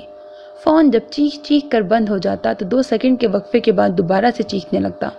اس نے جیسے کان ہی بند کر لیے، فون وہیں چھوڑ کر باہر آ گئی۔ سیٹنگ روم کے دروازے کے پاس ہی پہنچی تھی کہ اندر موجود سب افراد اپنی باتیں چھوڑ کر اس کی شکل دیکھنے لگے۔ اس نے تعجب سے باری باری سب کی شکل دیکھی۔ کیا میرے سینگ نکل آئے ہیں؟ پوچھنے کے ساتھ ہی اس نے اپنے سر پہ ہاتھ پھیرا۔ سب سے اونچا کہا اس کے اپنے والد کا تھا جو اس کو پیار بھری نظروں سے دیکھ رہے تھے۔ ان کے چہرے پہ چمکتی خوشی نے امسال کو مبہوت کر دیا۔ ذہن میں سوال ابھرا کہ کیا واقعی میری ذات میرے باپ کے لیے اتنی اہمیت کی حامل ہے؟ میرے ابسام کے ساتھ بات کرنے سے ہی ان سب افراد کے چہرے کھل اٹھے ہیں۔ ابو نے اشارہ کر کے اپنے قریب آ کر بیٹھنے کا بولا تو وہ چلتی ہوئی ان کے پاس بیٹھ گئی اور اپنا سر ان کے کندھے سے لگایا۔ دنیا میں سب رشتوں میں اسے اپنا باپ عزیز تھا جو اس سے دھیمی سی آواز میں سہیلیوں کی طرح پوچھنے لگے، پھر کچھ بتایا تمہارے میاں نے کب گھر آ رہا ہے؟ ابھی فون پر بات کرنے سے پہلے وہ یہیں سے اٹھ کر اندر گئی تھی، تب ابو بڑے سنجیدہ سے بیٹھے ہوئے تھے، بلکہ ایک عرصہ ہوا اس نے ان کو یوں شرارتی لہجے میں بولتے نہیں دیکھا تھا۔ بہت ڈھیر سارے آنسو چپ چاپ دل کی زمین کو نم کرتے چلے گئے۔ وہ بظاہر دھیمے سے مسکرا کر بولی، نہیں ابو، ابھی وہ نہیں آ رہا۔ ان کے چہرے پر تاریک سایہ لہرا گیا، بلکہ مجھے وہاں آنے کا کہہ رہا ہے۔ اسی پل وہ چہرہ پھر سے کھل اٹھا، آنکھوں میں نمی گھل گئی، سارے ہال میں آوازیں گونجنے لگیں، اچھا یہ تو بڑی اچھی خبر ہے، تمہاری بھی آؤٹنگ ہو جائے گی۔ یہ خالہ کی آواز تھی، جبکہ خالو بولے، میں ابھی سیٹ کنفرم کروانے کے لیے فون کرتا ہوں، ہو سکتا ہے شام کی ہی مل جائے۔ سمرہ بولی، چلو اور میں تمہاری وارڈروب میں سے اچھے اچھے کپڑے نکال دوں، اور وہ جو میرا سوٹ ہے نا اس کی فٹنگ بہت زیادہ ہے، وہ بھی تم رکھ لینا۔ امی بولی، میں اور ہمارا مارکیٹ کا چکر لگا آتی ہیں، جو بھی چاہیے لسٹ بنا دو۔ وہ حیران پریشان رہ گئی، ایک دم چلائی، بس۔ سب خاموش ہو گئے۔ سچی میں مجھے علم ہوتا نا کہ آپ لوگ مجھے یہاں سے نکال کر اتنے خوش ہوں گے تو میں کبھی بھی اپنے معصوم سے شوہر کو وہاں نوکروں کے اوپر چھوڑ کر یہاں نہ رکتی۔ سچی کہتے ہیں کہ بھلائی کا کوئی زمانہ نہیں ہے۔ اینڈ تھینک یو ویری مچ، آپ لوگوں کو کچھ بھی تکلیف کرنے کی ضرورت نہیں، سیٹ وہ خود کروا کر بتا دے گا، اور میرے پاس لا تعداد جوڑے رکھے ہیں، مزید خرچے کی ضرورت نہیں۔ اب آپ لوگ مجھے اجازت دیں تو میں اپنے کچھ کام کر لوں۔ وہ اپنی بات پوری کر کے سب کو گھورتی ہوئی وہاں سے جانے لگی تو سمرہ کی آواز آئی، ارے لوگو، کیا یہ ابھی ادھر جو عورت تقریر کر کے ہٹی ہے کوئی بتائے گا کون تھی؟ واصف جھٹ سے بولا، عبداللہ کی نالائق ماں، میں بتاتا ہوں تمہیں کہ وہ عظیم الشان ہماری اکلوتی بھابھی تھی۔ ارے کب؟ بھابھی تو لگی نہیں رہی، اس کے منہ میں تو زبان ہی نہ تھی۔ واصف نے جیسے بہن کی عقل پر ماتم کیا۔ عبداللہ کی ماں زبان تب تک نہ تھی جب تک ان کا اپنے میاں سے خاموشی کا روزہ چل رہا تھا، ابھی روزہ کھل گیا، اسی لیے اپنی خیر مناؤ۔ ساتھ ہی خالہ خالو سے مخاطب ہوا، کیا ہے یار بزرگوں، میرے یار کو بھی ساتھ لے آتے، کوئی گاڑی کا پیٹرول اس کے ساتھ آنے سے زیادہ تو نہیں لگنا تھا۔ اعجاز مسکراتے ہوئے بتانے لگے، نہیں بیٹے، گھر پہ بھی تو کسی نے رکنا تھا، تم ایسا کرو نا، واپسی پہ ہمارے ساتھ چلو، بلکہ تمہارے دادا کو بھی ساتھ لے کر جانا ہے، کپاس کی کٹائی ہونی ہے، ڈیرے پہ آج کل بڑی رونق لگتی ہے۔ دادا اسی وقت بولے، ہمارا پتر میرا بیگ تیار کر دو، آج سمرا بھی جا رہی ہے، امسال نے بھی جانا ہے، اور یہ لو مڑوا صرف اگر ماسی ماسٹر کے ساتھ چلا گیا تو میں گھر پر تمہارے میاں کی سڑی ہوئی شکل نہیں دیکھ سکتا۔ اچھا یہی ہے کہ اعجاز کے ڈیرے پہ آنے والے چنگڑوں سے نئے نئے قصے سن کر آؤں۔ سکندر کی بیچاری سی بنی شکل دیکھ کر سب کی ایک دفعہ پھر ہنسی نکلی۔ سچی میں مجھے بے انتہا شرم آ رہی ہے۔ سمرا نے اس کے بازو پہ ایک ہاتھ رسید کیا۔ سچی کی کچھ لگتی نہ ہو تو پچھلے 1 گھنٹے سے آپ 200 بار یہی ایک فقرہ بول چکی ہو اور کچھ نہیں بچا کہنے کو۔ اس نے سمرا کے گول گپے کے گال پہ بوسہ لیا۔ مجھے یوں لگ رہا ہے کہ میں اسلام آباد نہیں بلکہ تیسری دنیا کے کسی ملک میں جا رہی ہوں، جو یوں 2 گاڑیاں بھر کے آپ لوگ مجھے ایئرپورٹ سی آف کرنے آئے ہیں۔ وہ واقعی بڑے پریشان سی صورت بنائے کھڑی تھی۔ امارہ نے دھیمے سے ہنستے ہوئے امسال کو خود میں بھینچ لیا۔ میری جان، یہ ہمارے بس کی بات تھوڑی ہے، یقین جانا تم میاں بیوی نے یوں اچانک سے اپنی بول چال کا سلسلہ شروع کر کے ہمیں دوبارہ سے زندہ کر دیا۔ ابسام کو تم منانا کہ وہ اب لاہور ہی شفٹ ہو جائے، تمہاری بات کا انکار نہیں کرے گا، مجھے تو ہمیشہ ٹال ہی دیتا ہے۔ واصف نے درمیان میں ہی ٹوک دیا، میری بھولی ماں، جس وجہ سے بھائی چھپے ہوئے تھے، جب وہ وہاں جا رہی ہے تو اب بھاگ کر بھائی نے واپس اپنی ماں کے پاس ہی آنا ہے۔ ہنسی کے فواروں کے دوران وہ ایک ایک کر کے سب سے ملی۔ سکندر نے اس کے سر پہ شفقت سے ہاتھ پھیرتے آگاہ کیا، میری بات ہوئی ہے ابسام سے، کہہ رہا تھا کہ کب تک امسال کو بھیجیں گے؟ میں نے کہا ابھی ہفتہ 2 تک۔ صاحبزادے نے خاموشی سے فون رکھ دیا۔ مگر تم فکر نہ کرو، اس کے ملازم لڑکے کو میں نے فون کر کے کہہ دیا ہے، وہ عین وقت پر اسے بتا کر ایئرپورٹ بھیج دے گا۔ ویسے تو خاموشی سے سر اسپات میں ہلا دیا۔ دل میں وہ سوچ رہی تھی، بریکٹ، آپ لوگوں کو اگر میرے یہاں سے جانے اور اس کے یوں بلانے کی حقیقت معلوم ہو جائے تو کیا ہو؟ آخر میں ابو سے ملی تو انہوں نے کئی پل تک اس کو اپنے ساتھ لگائے رکھا۔ دونوں باپ بیٹی کی نم آنکھیں دیکھ کر سبھی ایموشنل ہو گئے۔ ابو نے اس کے گال پہ بہنے والے چند قطرے اپنی ہتھیلی پر سمیٹ لیے۔ امسال، ابسام، تم وہ میری بیٹی ہو۔ اچھا امسال، ابسام، تم میری وہ بیٹی ہو جس نے آج تک کبھی کسی مقام پر میرا سر جھکنے نہیں دیا۔ تم یہ نہ سمجھنا کہ جو تمہارے دل پہ بیت رہی ہے تمہارا باپ اس سے ناواقف ہے۔ میری جان، جب آپ ماں باپ کی رضا کو اپنی رضا مان کر ان کا سینہ دنیا کے سامنے یوں چوڑا کر دیتے ہو تو ماں باپ تمہارے لبوں سے نکلنے والی ہر خاموش سسکی سن رہے ہوتے ہیں، دل میں محسوس کر رہے ہوتے ہیں۔ تمہیں یہی لگتا ہے کہ یہ رشتہ بس بڑوں نے ایک دفعہ پھر اپنا حق استعمال کرتے ہوئے جوڑ دیا۔ جس کے پاس جا رہی ہو اس کو میں نے کہہ دیا ہے کہ تمہیں حقیقت سے واقف کرے۔ خاموشی کی بکل مار کر بیٹھا ہوا میری امسال نہ جانے کیا کیا سوچ سوچ کر خود کو کھوکھلا کر رہی ہے۔ اس نے تعجب سے سوالیہ نظریں اٹھا کر ابو کی آنکھوں میں دیکھا۔ کیسی حقیقت ابو جی؟ ابو بس مسکرا دیے، اس سے پوچھ لینا، بتا دے گا، اب جاؤ، اللہ تمہارا محافظ۔ اور وہ سارے سوال اور دکھ دل میں ہی لیے اسلام آباد آ گئی۔ ارائیول ٹرمینل سے باہر نکلتے ہوئے دل یوں ہی گھبرائے جا رہا تھا۔ آہستہ آہستہ چلتے ہوئے وہ وہاں استقبال کو آئے لوگوں کی شکلوں کو باری باری دیکھتے ہوئے اسے ڈھونڈ رہی تھی، جس کے ساتھ تعلق بہت مضبوط تو تھا مگر اس میں نہ دلی سکون تھا نہ اعتبار، اور یہ ناؤ کسی نہ کسی جانب تو اب لگ کر رہنی تھی۔ وہ جذباتی پن میں ہی یہاں آ جانے کا فیصلہ کر بیٹھی تھی۔ سب کے چہرے پر پھیلنے والی خوشی نے یہ فیصلہ کروا دیا تھا، اور اب وہ سارا وقت پچھتاوے کا شکار رہی تھی۔ پر اب کیا ہو سکتا تھا؟ وہ کہیں نظر نہ آیا۔ دل کو نہ جانے خوشی ہوئی کہ مایوسی، جب 17-18 سالہ لڑکا اس کے سامنے پھولوں کا بوکے لے کر آیا۔ السلام علیکم باجی، ویلکم ٹو اسلام آباد، یہ پھول آپ کے لیے۔ وہ دماغ میں اندازے لگاتی جواب دینے لگی، وعلیکم السلام، آپ کون؟ وہ مسکرایا تو چہرے پر حد درجے معصومیت اور خوشی تھی۔ میرا نام عاقب ہے۔ امسال کے ہونٹوں پر مسکراہٹ دوڑ گئی۔ تو تم ہو عاقب بھائی، بڑے چرچے سنے ہیں تمہارے تو۔ وہ کھل کر ہنس دیا، چرچے کہاں جی، واصف بھائی کے منہ سے میری بے عزتی سنی ہوگی۔ امسال اس کے درست اندازے پر نفی میں سر ہلاتے ہوئے مسکرا دی، ساتھ ہی ہاتھ بڑھا کر پھول پکڑ لیے۔ پھولوں کے لیے شکریہ عاقب۔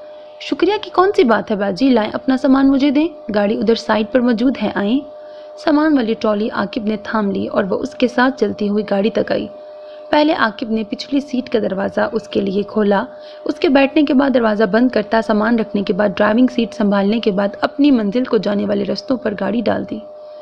جب رش سے نکل آیا تو امسال سے مخاطب ہوا، باجی آپ کو برا تو لگا ہوگا کہ ابسام بھائی خود آپ کو ایئرپورٹ پر لینے کیوں نہیں آئے، مگر دیکھیے قصور ان کا نہیں میرا ہے، کیونکہ میں نے ان کو ان کے ابو کا پیغام دیا ہی نہیں۔ وہ تو روٹین کے مطابق آفس گئے ہوئے ہیں، اب دیکھیے گا کتنا مزہ آئے گا جب آپ کو اچانک سے شام کو اپنے سامنے دیکھیں گے۔ امسال نے کنفیوز سی نظروں سے عاقب کے رد عمل کو دیکھا، جو کہ امسال کے مطابق کچھ زیادہ ہی خوشی کا اظہار کر رہا تھا۔ عاقب میری سمجھ میں ایک بات نہیں آ رہی۔ عاقب نے گاڑی کی سپیڈ تھوڑی کم کی۔ وہ کیا باجی؟ وہ یہ کہ میں پہلی دفعہ تم سے ملی ہوں، اس کے باوجود تم نے کیسے مجھے پہچانا؟ عاقب ہنس دیا۔ باجی آپ کو پہچاننا کوئی مشکل کام ہے بھلا؟ امسال اس لڑکے کو پوچھ نہ پا رہی تھی۔ اچھا مجھے تو علم ہی نہیں تھا کہ میں اتنی جانی پہچانی ہستی ہوں۔ عاقب کا سارا دھیان سامنے سڑک پر تھا۔ باجی ابھی آپ گھر تو جا ہی رہی ہیں، خود ہی آپ کو آپ کے سوال کا جواب مل جائے گا۔ وہ مزید کچھ نہ بولی، ویسے بھی آنے والے وقت نے اس کی ساری توجہ منتشر کی ہوئی تھی۔ ایئرپورٹ سے 20 منٹ کے مسافت کے بعد گاڑی ایک چھوٹے اور پوری طرح سبزے میں گھرے بنگلے کے سامنے رک گئی۔ عاقب نے نیچے اتر کر پہلے گیٹ کھولا اور پھر گاڑی پورچ میں جا رکی۔ اس وقت وہ دل میں شکر گزار بھی تھی کہ ابسام منظر پر موجود نہ تھا، کچھ لمحے ہی صحیح سکون سے گزار سکتی تھی۔ باجی آپ اندر چل کر اپنا گھر دیکھ لیں، میں آپ کا سامان ٹھکانے پہ رکھ کر آپ کے لیے کچھ کھانے کو لاتا ہوں۔ امسال کو چونکہ بھوک پیاس کچھ محسوس نہیں ہو رہا تھا، اس لیے منع کر دیا۔ نہیں میرے لیے کچھ لانے کی ضرورت نہیں ہے، جب ضرورت ہوئی مانگ لوں گی۔ اچھا باجی سٹنگ روم اور بیڈ روم دونوں جگہ بزر موجود ہے، کوئی بھی ضرورت ہو بزر کر دیجیے گا، جن کی طرح فوراً حاضر ہو جاؤں گا۔ امسال اس کی مثال پر ہنس دی۔ دل سنبھل تو جائے گا پر سنبھلے نہیں، تم ہی کوئی رستہ دکھاؤ نا، بس یہی میں چاہوں کوئی بات کرو، ہے سونا من تجھ بن آؤ نا، تورے نام کر دوں جو بھی ہے مجھ میں، تورے نام کر دوں جو بھی ہے مجھ میں، بولے بولے دل تیرا نام، مجھ میں بولے بولے دل۔ گاڑی میں گونجتی عاطف اسلم کی آواز کو اس نے ہاتھ مار کر بند کر دیا۔ ماتھے پہ تیوری چڑھی ہوئی تھی، سارے فساد کی جڑ ہی یہ بغیرت دل ہے۔ بآواز بلند بڑبڑاتے ہوئے گاڑی کی بریک پر پاؤں کا دباؤ ڈالتے ہوئے ہارن مارا۔ دوسرے لمحے ہی گیٹ کھلتا چلا گیا۔ اس نے پورچ پہ کھڑی پہلی ایک گاڑی کے برابر میں لا کر اپنی کار کا انجن بند کر دیا، ساتھ والی سیٹ پر رکھا اپنا موبائل اور جیکٹ اٹھا کر باہر نکلا۔ آج آپ اتنی دیر سے کیوں آئے ہیں؟ اندر کی طرف جاتے اس کے قدم عاقب کے سوال پر تھم گئے۔ مڑ کر عاقب کو دیکھا۔ محترم جناب عاقب صاحب، میں آزاد ملک کا ایک آزاد شہری ہوں، اس لیے جب میرا جی چاہے گا اس وقت گھر آؤں گا، میں تمہیں جواب دینے کا پابند ہوں ہی نہیں۔ ایڑیوں پر گھوم کر قدم پھر سے آگے بڑھا دیے۔ عقب سے آواز آئی، تو آج موڈ خراب ہے کیا؟ آفس میں کسی سے جھگڑا ہو گیا؟ اس نے موبائل سٹنگ روم کے ٹیبل پر پٹکنے کے انداز میں رکھا۔ اور یار میرا موڈ نہیں ہے، میں بذات خود سر سے پاؤں تک ایک خراب بندہ ہوں، اور جھگڑا کیوں ہوگا میرا کسی کے ساتھ؟ تمہیں میں کوئی جھگڑالو قسم کا انسان لگتا ہوں کیا؟ ہاتھ میں پکڑی جیکٹ بھی یوں ہی صوفے پر پھینک دی۔ عاقب نے اس کی گاڑی میں سے نکالا، اس کا بریف کیس لے جا کر سیدھا اس کے بیڈ روم میں رکھ دیا، جبکہ وہ کھڑے کھڑے ہی ریموٹ اٹھا کر چینل بدلنے لگا۔ عاقب کمرے سے باہر آتے ہوئے پھر نہ چپ رہ سکا۔ ویسے اگر امسال باجی یہاں آ جائیں تو آپ تب بھی کیا ایسے ہی سڑو قسم کے رہیں گے؟ اس کے لب بھنج گئے۔ بری طرح عاقب کو گھورتے ہوئے وارن کیا، اس وقت میرے سامنے اس عورت کا نام مت لو، اور وہ یہاں میرے پاس کیا لینے آئے گی؟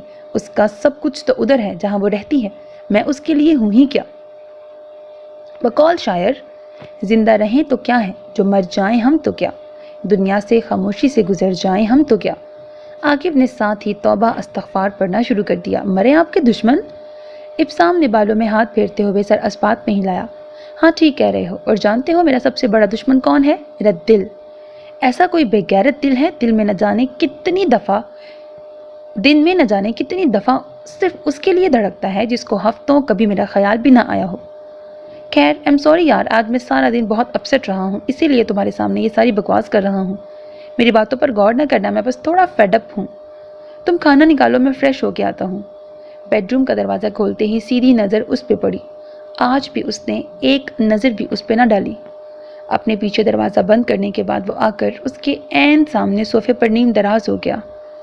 ڈارک گرے ٹراؤزر پہ سفید شرٹ کے اوپر سرخ ٹائی میں وہ تھکا تھکا سا آنکھیں بند کر کے چند منٹ تک یوں ہی پڑا رہا۔ پھر آنکھیں کھول کر اس کی جانب دیکھنے لگا تو یک ٹک دیکھتا چلا گیا۔ کافی دیر بعد اٹھا، جوتے اتارے اور واش روم کے سلیپر پہن کر دروازے کے پیچھے غائب ہوا تو امسال نے کب سے رکی ہوئی سانس خارج کی۔ اس کی گئی ساری باتیں امسال کا بلڈ پریشر بڑھا رہی تھی، مگر وہ عاقب کے دیے گئے واسطوں کی خاطر خاموش چپ چاپ بیٹھی ہوئی تھی۔ ماتھے پر آئے پسینے کو صاف کر رہی تھی۔ جس وقت واش روم کے لاک کھلنے کی آواز آئی فوراً ہاتھ پہلو میں گر گیا۔ وہ باہر آیا تو آف وائٹ شلوار سوٹ میں ملبوس تھا۔ گیلے بالوں کو تولیے سے رگڑتا اس کے ساتھ آ کر بالکل پاس بیٹھ گیا۔ تولیہ ایک طرف اچھالا اور بولا تو نظریں نیچے تھیں اور لہجہ ہارا ہوا تھا، امسال تم ایک ہی دفعہ مجھے بتا کیوں نہیں دیتی کہ تم کیا چاہتی ہو؟ کچھ دیر چپ رہنے کے بعد پھر بولا، امی کہتی ہیں کہ مجھے لاہور تمہارے پاس رہنا چاہیے، اور مجھے سمجھ نہیں آتا کہ میں انہیں کیسے بتاؤں کہ یہاں تو تم میرے ساتھ ہوتی ہو، وہاں جاتا ہوں تو بہت دور بہت اجنبی نظر آتی ہو۔ جب پرسوں میں نے تم سے ریکویسٹ کی تھی کہ یہاں آ جاؤ، ٹکٹ بھی کروا دی تھی، پھر کیوں نہیں آئی ہو؟ جب صبح سے ابو نے کال کر کے بتایا ہے کہ ہفتے 2 بعد شاید آؤ، میں تب سے غصے لڑ رہا ہوں۔ آج سارا دن کام کرنے کا بالکل من نہیں کیا، پر تم سے بچنے کے لیے آفس میں جھک مارتا رہا ہوں۔ گھر لیٹ بھی تمہاری وجہ سے ہی آیا ہوں، کیونکہ مجھے پتا تھا سامنے بیٹھی ملو گی۔ تم نے میرے لیے وہ کہاوت بالکل سچ کر دی ہے کہ دریا کے پاس پیاسا میں ہوں وہ۔ تم سامنے ہوتی ہو، بیٹھی رہتی ہو، ہاتھ بڑھا کر پکڑنے کی دیر ہوتی ہے وہیں غائب ہو جاتی ہو۔ وہ نہ جانے اور کیا کچھ بتاتا، مگر امسال کا ضبط جواب دے گیا۔ اس سارے وقت میں پہلی دفعہ سر اٹھا کر اس سے مخاطب ہوئی تو وہ اچھل پڑا۔ تمہارا کھانا کمرے میں ہی لاؤں یا باہر بیٹھ کے کھاؤ گے؟ اس کے جواب کا انتظار کیے بغیر وہ کمرے کا دروازہ کھول کر باہر نکل گئی۔ وہ اپنی جگہ بیٹھا سوچنے لگا کہ یہ ہوا کیا ہے؟ پھر لگا شاید میرا الوژن اب حد سے بڑھ گیا ہے، جو آج وہ باتیں کرتی نظر آئی۔ عاقب؟ اگلے پل عاقب بوتل کے جن جیسے حاضر ہوا، دانت نکالتے ہوئے۔ جی بھائی؟ وہ اپنی جگہ سے کھڑا ہوا، تھوڑی پہ ہاتھ پھیرتے ہوئے عاقب کی بتیسی کو گھورا، دونوں ہاتھ پشت پر باندھتے ہوئے پوچھا، کیا ہم دونوں کے علاوہ وہ بھی یہاں موجود ہے؟ عاقب کی معصومیت دیکھنے لائق تھی۔ وہ کون؟ وہ چلتا ہوا آ کر عاقب کے سر پہ کھڑا ہوا۔ کچن میں کون ہے؟ انتہا کی سنجیدگی تھی اور عاقب کی بتیسی۔ کچن میں باجی امسال ہیں۔ وہ بے ساختہ ایک قدم پیچھے ہٹا۔ وہ کب آئی؟ عاقب نے بتایا، شام 4 بجے کی فلائٹ سے، اسی سیٹ سے جو آپ نے بک کروائی تھی۔ آپ کے ابو کی صبح کال آئی تھی آپ کو ایئرپورٹ بھیج دوں، پر بھائی آپ کو سرپرائز دینے کے چکر میں نے نہیں بتایا۔ ابسام نے اپنا سر نفی میں ہلایا۔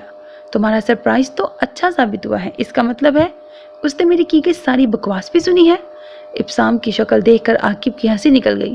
یہی تو میرا مقصد تھا بھائی، جو آپ کے کمرے سے کبھی کبھی باتوں کی آوازیں آتی ہیں وہ ان کے تصور کی بجائے آج براہ راست ان سے ہوں۔ اس نے نرم نظروں سے عاقب کو گھورا۔ یہ بات اس کے سامنے کی نا تو جوتے کھاؤ گے۔ چلو اب کس کو یہاں سے اچھا خاصا بدھو فیل کر رہا ہوں۔ عاقب اپنی ہنسی دباتا نکل گیا۔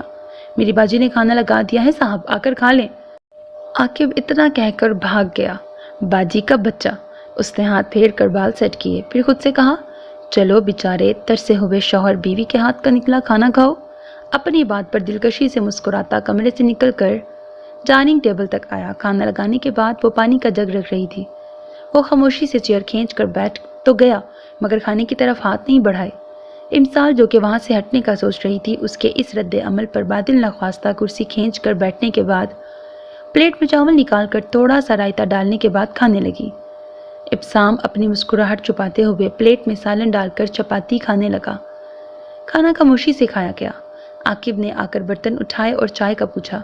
ابسام نے انکار کر دیا، جبکہ امسال نے اپنے لیے خود ہی چائے بنا لی۔ ابسام سٹنگ روم میں ٹی وی کھول کر امسال کا انتظار کرنے لگا، جو کہ کچن میں برتن دھوتے عاقب کے ساتھ باتوں کے دوران اپنی چائے پی رہی تھی۔ جتنے دن میں ادھر ہوں تم کاموں کی فکر چھوڑ کر اپنے امتحانات کی تیاری کرو، کل سے میں یہ سب دیکھ لوں گی۔ عاقب نے جواب میں کانوں کو ہاتھ لگائے۔ توبہ استغفار، کیسی باتیں کر رہی ہیں؟ ایسا تو عاقب کی موت کے بعد ہی ہوگا کہ عاقب کی باجی یہ سارے کام کرے، اور ویسے بھی کھانا پکانے کی علاوہ برتن دھونے کا مجھے جنون ہے. اگر یہ کام نہ کروں تو سبق بھی یاد نہیں ہوتا. سبق یاد نہ رہا تو فیل ہو جاؤں گا. فیل ہو گیا تو ابسام بھائی نے جو سارا خرچہ کیا ہے وہ تو ضائع ہو جائے گا ہی. اوپر سے برتی الگ ہوگی. ان کے تو سبھی کولیگ اور ماتحتوں کو علم ہے کہ میں اس سال سیکنڈ ایئر کے پیپر دے رہا ہوں. اندازہ لگا کر بتائیں ذرا آپ کے کام کرنے کا مجھے کس قدر نقصان اٹھانا پڑے گا. اور میری اماں جو میری چٹنی بنائیں گی وہ الگ ہے. امسال نے ہنستے ہوئے اپنا کپ سنک میں رکھا اور اس کو شب بخیر کہتی ہوئی باہر آ گئی. وہ تو کچن میں دیر لگا کر آئی تھی کہ ابسام اپنے کمرے میں جا چکا ہوگا اور اس سے سامنا ہونے سے بچ جائے گا، مگر وہ نہ صرف باہر ہی موجود تھا بلکہ اسی کا منتظر بھی تھا. وہ اس کو اگنور کرتی اس کمرے کی طرف بڑھ گئی جو اس نے اپنے لیے چنا تھا. اس کا سامان بھی ادھر ہی موجود تھا. اس نے بیگ میں سے سادہ سا گرم سوٹ نکالا اور واش روم کا رخ کیا. لباس بدلنے کے بعد جلدی جلدی دانتوں کو برش کیا اور باہر آ گئی. عشاء کی نماز وہ کب کی پڑھ چکی تھی. ویسے بھی اب تو 12:30 ہو رہے تھے.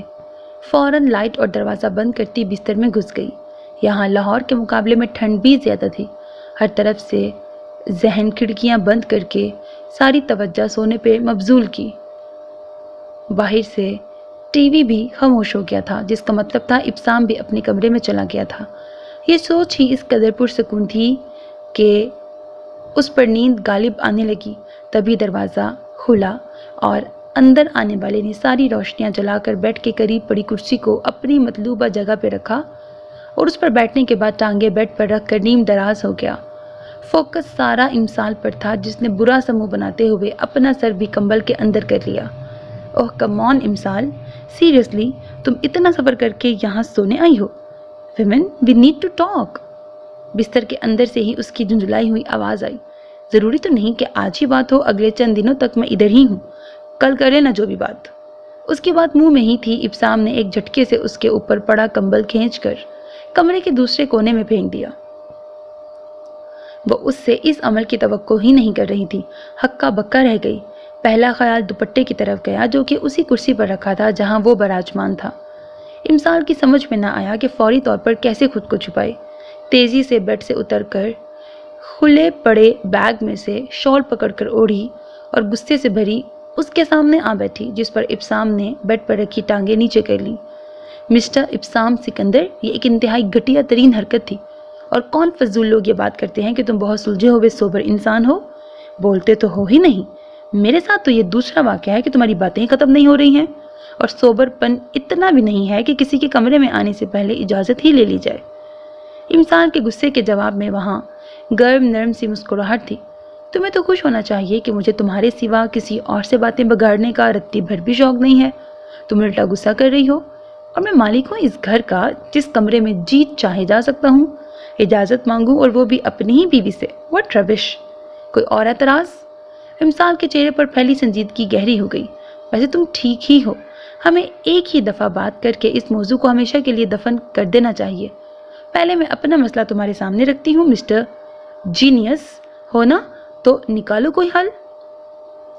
ساتھ تمہارے میں رہنا نہیں چاہتی اور اپنے ماں باپ کی وجہ سے علیحدگی اختیار کر نہیں سکتی. تو بتاؤ مجھے کیا کرنا چاہیے. ٹانگ پر ٹانگ جمائے، ایک ہاتھ کرسی کے ہتھے اور دوسری تھوڑی کے نیچے رکھے گہری نظروں سے اس کا جائزہ لے رہا تھا. میرے ساتھ رہنے میں مسئلہ کیا ہے؟ جواب میں امسال نے ہمت کر کے براہ راست اس کی آنکھوں میں دیکھا. میں نہیں جانتی کہ کیوں تم اتنے بھولے ہونے کی ایکٹنگ کر رہے ہو. اور یہ سب پیار محبت کی باتیں کیا ہے یہ سب؟ ان سب باتوں سے تم ثابت کیا کرنا چاہتے ہو؟ کیونکہ جو حقیقت ہے وہ تم بھی جانتے ہو اور میں بھی جانتی ہوں. تو پھر یہ دھوکہ دہی کس لیے؟ اس لیے میں نے اس سب کا ایک ہی حل سوچا ہے کہ تم مجھے لاہور ہی رہنے دو اور یہاں اپنی مرضی سے شادی کر لو. خالہ لوگ کچھ نہیں کہیں گے اور جب مجھے کوئی اعتراض نہیں تو پھر کسی اور کو اہمیت ہی کیا رہ جاتی ہے. زندگی تمہاری ہے، تمہیں اپنی مرضی اور پسند سے جینی چاہیے. ابسام نے 2 تالیاں ماری. تمہیں تو وکیل ہونا چاہیے تھا امسال اعجاز. کیا خوب تقریر کرتی ہو. مگر یہ زیادتی نہیں کہ ایک طرف تم مجھے میری اپنی مرضی کے مطابق زندگی گزارنے پر لیکچر دو اور پھر مجھے میری رضا بھی عطا نہ کرو. میں کن الفاظ ایک زبان میں کہوں گا تو یہ بات تمہاری موٹی کھوپڑی میں بیٹھے گی کہ میری چاہت تم ہو، میری مرضی تم ہو. اتنے کھلے الفاظ میں بتا چکا ہوں، پھر بھی تم میرا اعتبار کیوں نہیں کرتی ہو؟ اب کیا فلمی ڈائلاگ ماروں؟ چاند تارے توڑنے کی قسمیں کھاؤں؟ یا تمہارے ہجر میں گزرے دنوں پر داستان عشق لکھوں؟ کوئی ایسا عمل جو میری کی گئی ساری بکواس کو حقیقت ثابت کر دے؟ امسال کے آنسو دیکھ کر اس نے سر پیٹ لیا۔ چلو اب رونے بیٹھ جاؤ، یعنی حد ہو گئی ہے، ادھر بات شروع کرو ادھر بارش شروع ہو جاتی ہے۔ امسال نے آنکھوں کو سختی سے پلو سے رگڑا تھا۔ تو اور کیا کروں، حقیقت بھی تو مجھے ہی پتا ہے نا، تو رونا بھی تو میں نے ہی ہے نا۔ تم نے یہ شادی کی ہی مجھ سے انتقام لینے کے لیے ہے، اور مشکل یہ ہے کہ کسی کو یہ نظر ہی نہیں آتا، میرے ابو تک تمہیں بڑا شریف سمجھ رہے ہیں۔ اس نے حیرت سے اپنے سامنے کالے اور سرخ امتزاج میں ملبوس آنسو بہاتی عورت کو دیکھا۔ اچھا یہ تو بتاؤ کس قسم کا انتقام بنتا ہے تمہاری طرف میرا؟ امسال نے زور و شور سے شروع کیا۔ ابو نے تمہیں نکھٹو بولا تھا اور میری شادی کہیں اور کر دی۔ اب خالہ نے تمہیں میری محبت میں مجبور کر کے نکاح پڑھوا دیا، اور وہ کیا تھا؟ ٹھہرو ابھی دیتی ہوں، میں نے اسی لمحے کے لیے سنبھال کر رکھا ہوا تھا۔ اٹھ کر ابسام کے تعقب کرتی نگاہوں کو نظر انداز کرتی جا کر اپنے ہینڈ بیگ کی اندرونی جیب سے سنبھال کر رکھا ہوا چیک نکال لا کر اس کی گود میں پھینک دیا۔ اتنا بڑا حق مہر رکھ کر لوگوں کو یہ بتانے میں تو کامیاب رہے ہو کہ انہوں نے اسی دولت کے لیے بیٹی کہیں اور بیاہی تھی، آج میرے پاس ہی واپس آ گئی، اور کچھ لوگ تو یہی سمجھتے ہوں گے نا کہ تمہارے نکاح میں آئی ہی اتنے حق مہر کی وجہ سے ہوں۔ وہ تو سوچ رہی تھی اب بھانڈا کھل گیا ہے تو گھبرا جائے گا، مگر وہ اسی تحمل سے بیٹھا رہا، بلکہ پوچھا اور کچھ؟ امسال نے ناراضگی سے نظر پھیر لی۔ اعلیٰ درجے ہٹ دھرمی تھی۔ پہلی بات تو یہ کہ شادی کی بات مجھ سے امی ابو نے نہیں بلکہ میں نے ان سے کی تھی۔ دوسری یہ کہ تمہارے ابو سے تمہارا رشتہ پہلے میں نے خود مانگا تھا، پھر امی لوگوں کو تمہارے گھر بھیجا تھا۔ اور تیسری بات یہ کہ تمہارے مسلسل انکار کو اقرار میں بدلنے کے لیے اعجاز ماموں کو ICU کا چکر لگانے کا مشورہ بھی میں نے دیا تھا۔ جب تم سب لوگ باہر لابی میں بیٹھی رو دھو رہی تھی، میں اور ماموں اندر بیٹھے ڈرائی فروٹ اور چائے کا لطف اٹھا رہے تھے۔ اور اب آ جاتے ہیں تمہارے اس چیک کی طرف۔ تو بیگم، کیا تمہیں میری ماہانہ تنخواہ کا علم ہے؟ یقیناً نہیں ہے۔ اب دماغ کی تسلی ہوئی کہ نہیں؟ امسال کو یقین نہ آیا، مگر ابسام کے چہرے پہ لکھا تھا کہ اس کا کہا ہر حرف سچ ہے۔ کیا انہی باتوں کو سر پہ سوار رکھ کر اینٹی ڈپریسنٹ اوکے کھا رہی ہو؟ اور وہ جو نروس بریک ڈاؤن ہوا تھا؟ امسال نے اسے درمیان میں ٹوک دیا۔ اگر تمہارے مطابق یہ شادی تمہاری مرضی سے ہوئی تھی تو تم خوش کیوں نہیں تھے؟ مجھے پتا چلا ہے کہ تم نے نیا سوٹ تک نہیں بنوایا تھا، اور مووی میں بھی سارا وقت سڑی سی شکل بنا کے بیٹھے رہے ہو۔ ابسام کی ہنسی نکل گئی۔ چلو ایک بات تو ثابت ہوئی، براہ راست نہ صحیح، مووی میں تو تم مجھے غور سے دیکھتی رہی ہو۔ اور رہا تمہارا سوال تو بھائی کیوں اتنا بنٹھن کر جاتا، مجھے کون سا روایتی انداز میں تیار اور منتظر بیوی ملنے والی تھی، جس طرح تم سے 3 دفعہ ہاں کہلوانے کے لیے سارے پاپڑ بیلنے پڑے تھے؟ میرا تو موڈ ہی سخت آف تھا۔ وہ نکاح تم نے مجبور ہو کر قبول کیا تھا، جب اپنی خوشی اور مرضی سے مجھے قبول کرو گی تب میں بھی خوشی کا اظہار کروں گا۔ امسال کچھ دیر تک پیر کے انگوٹھے سے کارپیٹ کو کھرچتی رہی۔ تمہاری ساری وضاحتوں، دلیلوں اور اظہار محبت سننے کے بعد بھی اگر میں یہ کہوں کہ میں اس رشتے سے خوش نہیں ہوں، آزادی چاہتی ہوں، تو؟ ابسام کے چہرے اور آنکھوں سے ساری مسکراہٹ غائب ہو گئی۔ کیا یہ تمہارا آخری فیصلہ ہے؟ بڑے سنجیدہ اور ٹھہرے ہوئے لہجے میں کیے گئے سوال کے جواب میں امسال میں اتنا بھی حوصلہ نہ تھا کہ سر اٹھا کر اس کی نظر سے نظر ہی ملا سکتی۔ کتنی دیر گزر گئی، دونوں کو خاموشی کی چادر اوڑھے بیٹھے رہے۔ وہ سر جھکائے آنسو بہاتی رہی، اور وہ گال کے نیچے ہاتھ رکھے بیٹھا اس کے جھکے سر اور گاہے بگاہے آنسو صاف کرنے کے لیے اٹھتے ہاتھ کی حرکت کو دیکھتا رہا۔ جانتے ہو مجھے تم بالکل بھی پہلے والے ابسام محسوس نہیں ہوتے ہو، بہت اجنبی سے لگتے ہو۔ اس نے ماتھے کو مسلا اور بولا، کیا اس لیے رو رہی ہو؟ اس نے اپنا سر نفی میں ہلایا۔ تو پھر کیوں روتی ہو؟ امسال نے دوپٹے کے پلو سے ناک رگڑی اور بولی، مجھے خود علم نہیں ہے کہ کیوں میں تمہارے سامنے کمزور پڑ جاتی ہوں، حالانکہ روتی تو میں تب بھی نہیں تھی جب فرید کی اماں مارتی تھی، تب آنکھ میں ایک آنسو تک نہ آیا تھا۔ جس دن فرید نے دوسری شادی کی تھی، نہ ہی اس دن رونا آیا جب اس نے طلاق بھیجی، پھر تمہارے سامنے آتے ہی کیوں جی چاہتا ہے کہ اتنا روں کہ میرا وجود بھی ان آنسوؤں میں بہہ کے ختم ہو جائے۔ اس نے سر اٹھا کر براہ راست ابسام کی آنکھوں میں دیکھا۔ دونوں پلکیں جھپکائے بغیر ایک دوسرے کی نظروں میں دیکھتے رہے۔ ابسام اپنی جگہ ساکت تھا۔ ایک دم اس کے وجود میں حرکت پیدا ہوئی۔ کرسی چھوڑ کر کھڑا ہونے کے بعد اس نے امسال کو ہاتھ سے پکڑ کر کھڑا کیا اور سختی سے اپنے سینے میں بھینچ لیا۔ امسال کے آنسو اب اس کی شرٹ بھگو رہے تھے اور وہ اس کے کان کے قریب سرگوشیاں کرتا رہا۔ آئی ایم سو سوری، جو بیت گیا ہو جانا اس کو برا خواب سمجھ کر بھلا دو۔ اس نے امسال کا چہرہ اپنے دونوں ہاتھوں میں تھاما۔ Would you give me the honor to take you on a date؟ رو رو کر سرخ ہوئے چہرے پر ابسام کی فرمائش پر ہنسی دھنک بن کر پھیلی۔ اس کو ہنستا دیکھ کر جواب میں وہ بھی کھل کر مسکرایا۔ سوچا جا سکتا ہے اگر کچھ پتہ چلے کہ کہاں لے کر جاؤ گے، اس نے شرماتے ہوئے کہا تو ابسام اپنی جگہ حیرت سے جم گیا اور گہری نظروں سے اس کو غور سے دیکھنے لگا۔ امسال مسلسل نظر چرا رہی تھی۔ ہاتھ اٹھا کر ابسام کے چہرے کا رخ دوسری طرف کر دیا، مگر ابسام کی خاموشی اور سنجیدگی میں کوئی فرق نہ آیا تو وہ خود کو اس کے بازوؤں کے حصار سے نکالنے کی کوشش میں دھمکی امیز لہجے میں بولی، اگر اس طرح سے دیکھنا بند نہیں کرو گے تو میں تمہارے ساتھ کہیں نہیں جاؤں گی۔ مسلسل اپنے دائیں ہاتھ سے ابسام کے چہرے کو بائیں طرف موڑ کر رکھا۔ امسال، کیا تم مجھ سے شادی کرو گی؟ امسال کی خوبصورت ہنسی جل ترنگ بکھیر گئی۔ بدھو، ابھی تو میں نے ڈیٹ کے لیے ہاں نہیں کیا، تم پرپوزل پر بھی آ گئے۔ اب سمجھ میں آیا کہ تم ابھی تک کیوں سنگل گھوم رہے ہو، یوں ہی پہلی ڈیٹ پر ہی پرپوز کر کے لڑکیاں بھگا دیتے ہوگے۔ اس نے امسال کے دونوں ہاتھ اپنے ہاتھوں میں لیے اور مسکراتے ہوئے بولا، اصل میں پہلا تجربہ ہے اس لیے یہ غلطیاں کر رہا ہوں، تم بس شادی کے لیے ہاں کر دو، آئی پرومس کہ تمہارے علاوہ کبھی کسی لڑکی کو پہلی ڈیٹ پر نہ ہی تو پرپوزل دوں گا نہ ہی آئی لو یو بولوں گا۔ امسال نے اپنے بالکل قریب کھڑے اپنے ہینڈسم شوہر کو ایک دفعہ نظر بھر کر دیکھا جو کہ اس کی آنکھوں میں دیکھتے ہوئے دلکشی سے مسکرا رہا تھا۔ امسال نے سر اسبات میں ہلاتے ہوئے ہاں کر دی۔ ابسام نے سر پیچھے کو گرا کر اونچی آواز میں یاہو بولا اور امسال کے ماتھے پر بوسہ دے کر اس کو خود میں چھپا لیا۔ بعض دفعہ خوشیاں آنے میں تھوڑی تاخیر کر دیتی ہیں مگر آتی ضرور ہے۔ وہ ابھی شاور لے کر نکلی تھی، گیلے بال پشت پہ بکھرے ہوئے تھے۔ گرمی ہونے کے باوجود اس کو سردی سی محسوس ہو رہی تھی، اسی لیے شانوں پہ چادر ڈال کر باہر صحن کے اس کونے میں بچھی کرسیوں میں سے ایک پہ آ بیٹھ گئی، جہاں دوپہر میں تو گھنی چھاؤں تھی پر اب جاتی ہوئی دھوپ کی شعاعیں اپنی نرمی بکھیر رہی تھیں۔ ابھی بیٹھی ہی تھی جب امی اندر سے فون لیے آئیں، ابسام کی کال ہے بات کر لو، مگر یاد رکھنا آج کوئی الٹا سیدھا پروگرام نہ بنانا، نہ ہی میں گھر سے باہر جانے دوں گی۔ اس کو فون دیتے ہوئے واپس اندر چلی گئی۔ اس نے گہرا سانس لے کے فون ہولڈر سے ہٹا کر کان سے لگایا۔ تمہیں بڑا شوق ہے نا مجھے میری ماں سے ڈانٹ پڑوانے کا؟ تم تھی کہاں؟ پچھلے آدھے گھنٹے میں 10 کالز کر چکا ہوں۔ ہاں تو انسان تھوڑا عقل کا استعمال کر لے، اگلا بندہ مصروف بھی تو ہو سکتا ہے۔ نہیں، میں گھبرا گیا تھا کہیں تمہاری طبیعت نہ خراب ہو۔ اگر ایسی کوئی بات ہوئی تو آپ کی خالہ حضور اسی وقت آپ کو الرٹ کر دیں گی، اسی لیے ابھی آرام سے اپنے کام کریں۔ شیرو کیسا ہے؟ زیادہ تنگ تو نہیں کرتا؟ نہیں، دن میں تو کھیلتا رہتا ہے، بس کبھی کبھار ضد کرتا ہے گود میں اٹھاؤں۔ ابھی کدھر ہے؟ اپنے ماموں کے ساتھ مٹر گشت کرنے نکلا ہوا ہے۔ یار تم گھر واپس کب آؤ گی؟ ظاہری بات ہے ڈیلیوری کے بعد آؤں گی، اور میں اتنی دیر کیا کروں گا؟ بھول رہے ہو تو یاد کرا دوں، مجھے امی کے یہاں آئے ہوئے ابھی صرف 3 دن ہوئے ہیں، اور تینوں دن تم کسی نہ کسی بہانے سے چکر لگا گئے ہو، اسی لیے خود کو زیادہ مظلوم ظاہر کرنے کی کوشش نہ کرو۔ ایک کام تو کرو۔ جی فرمائیے، باہر گیٹ پہ آؤ۔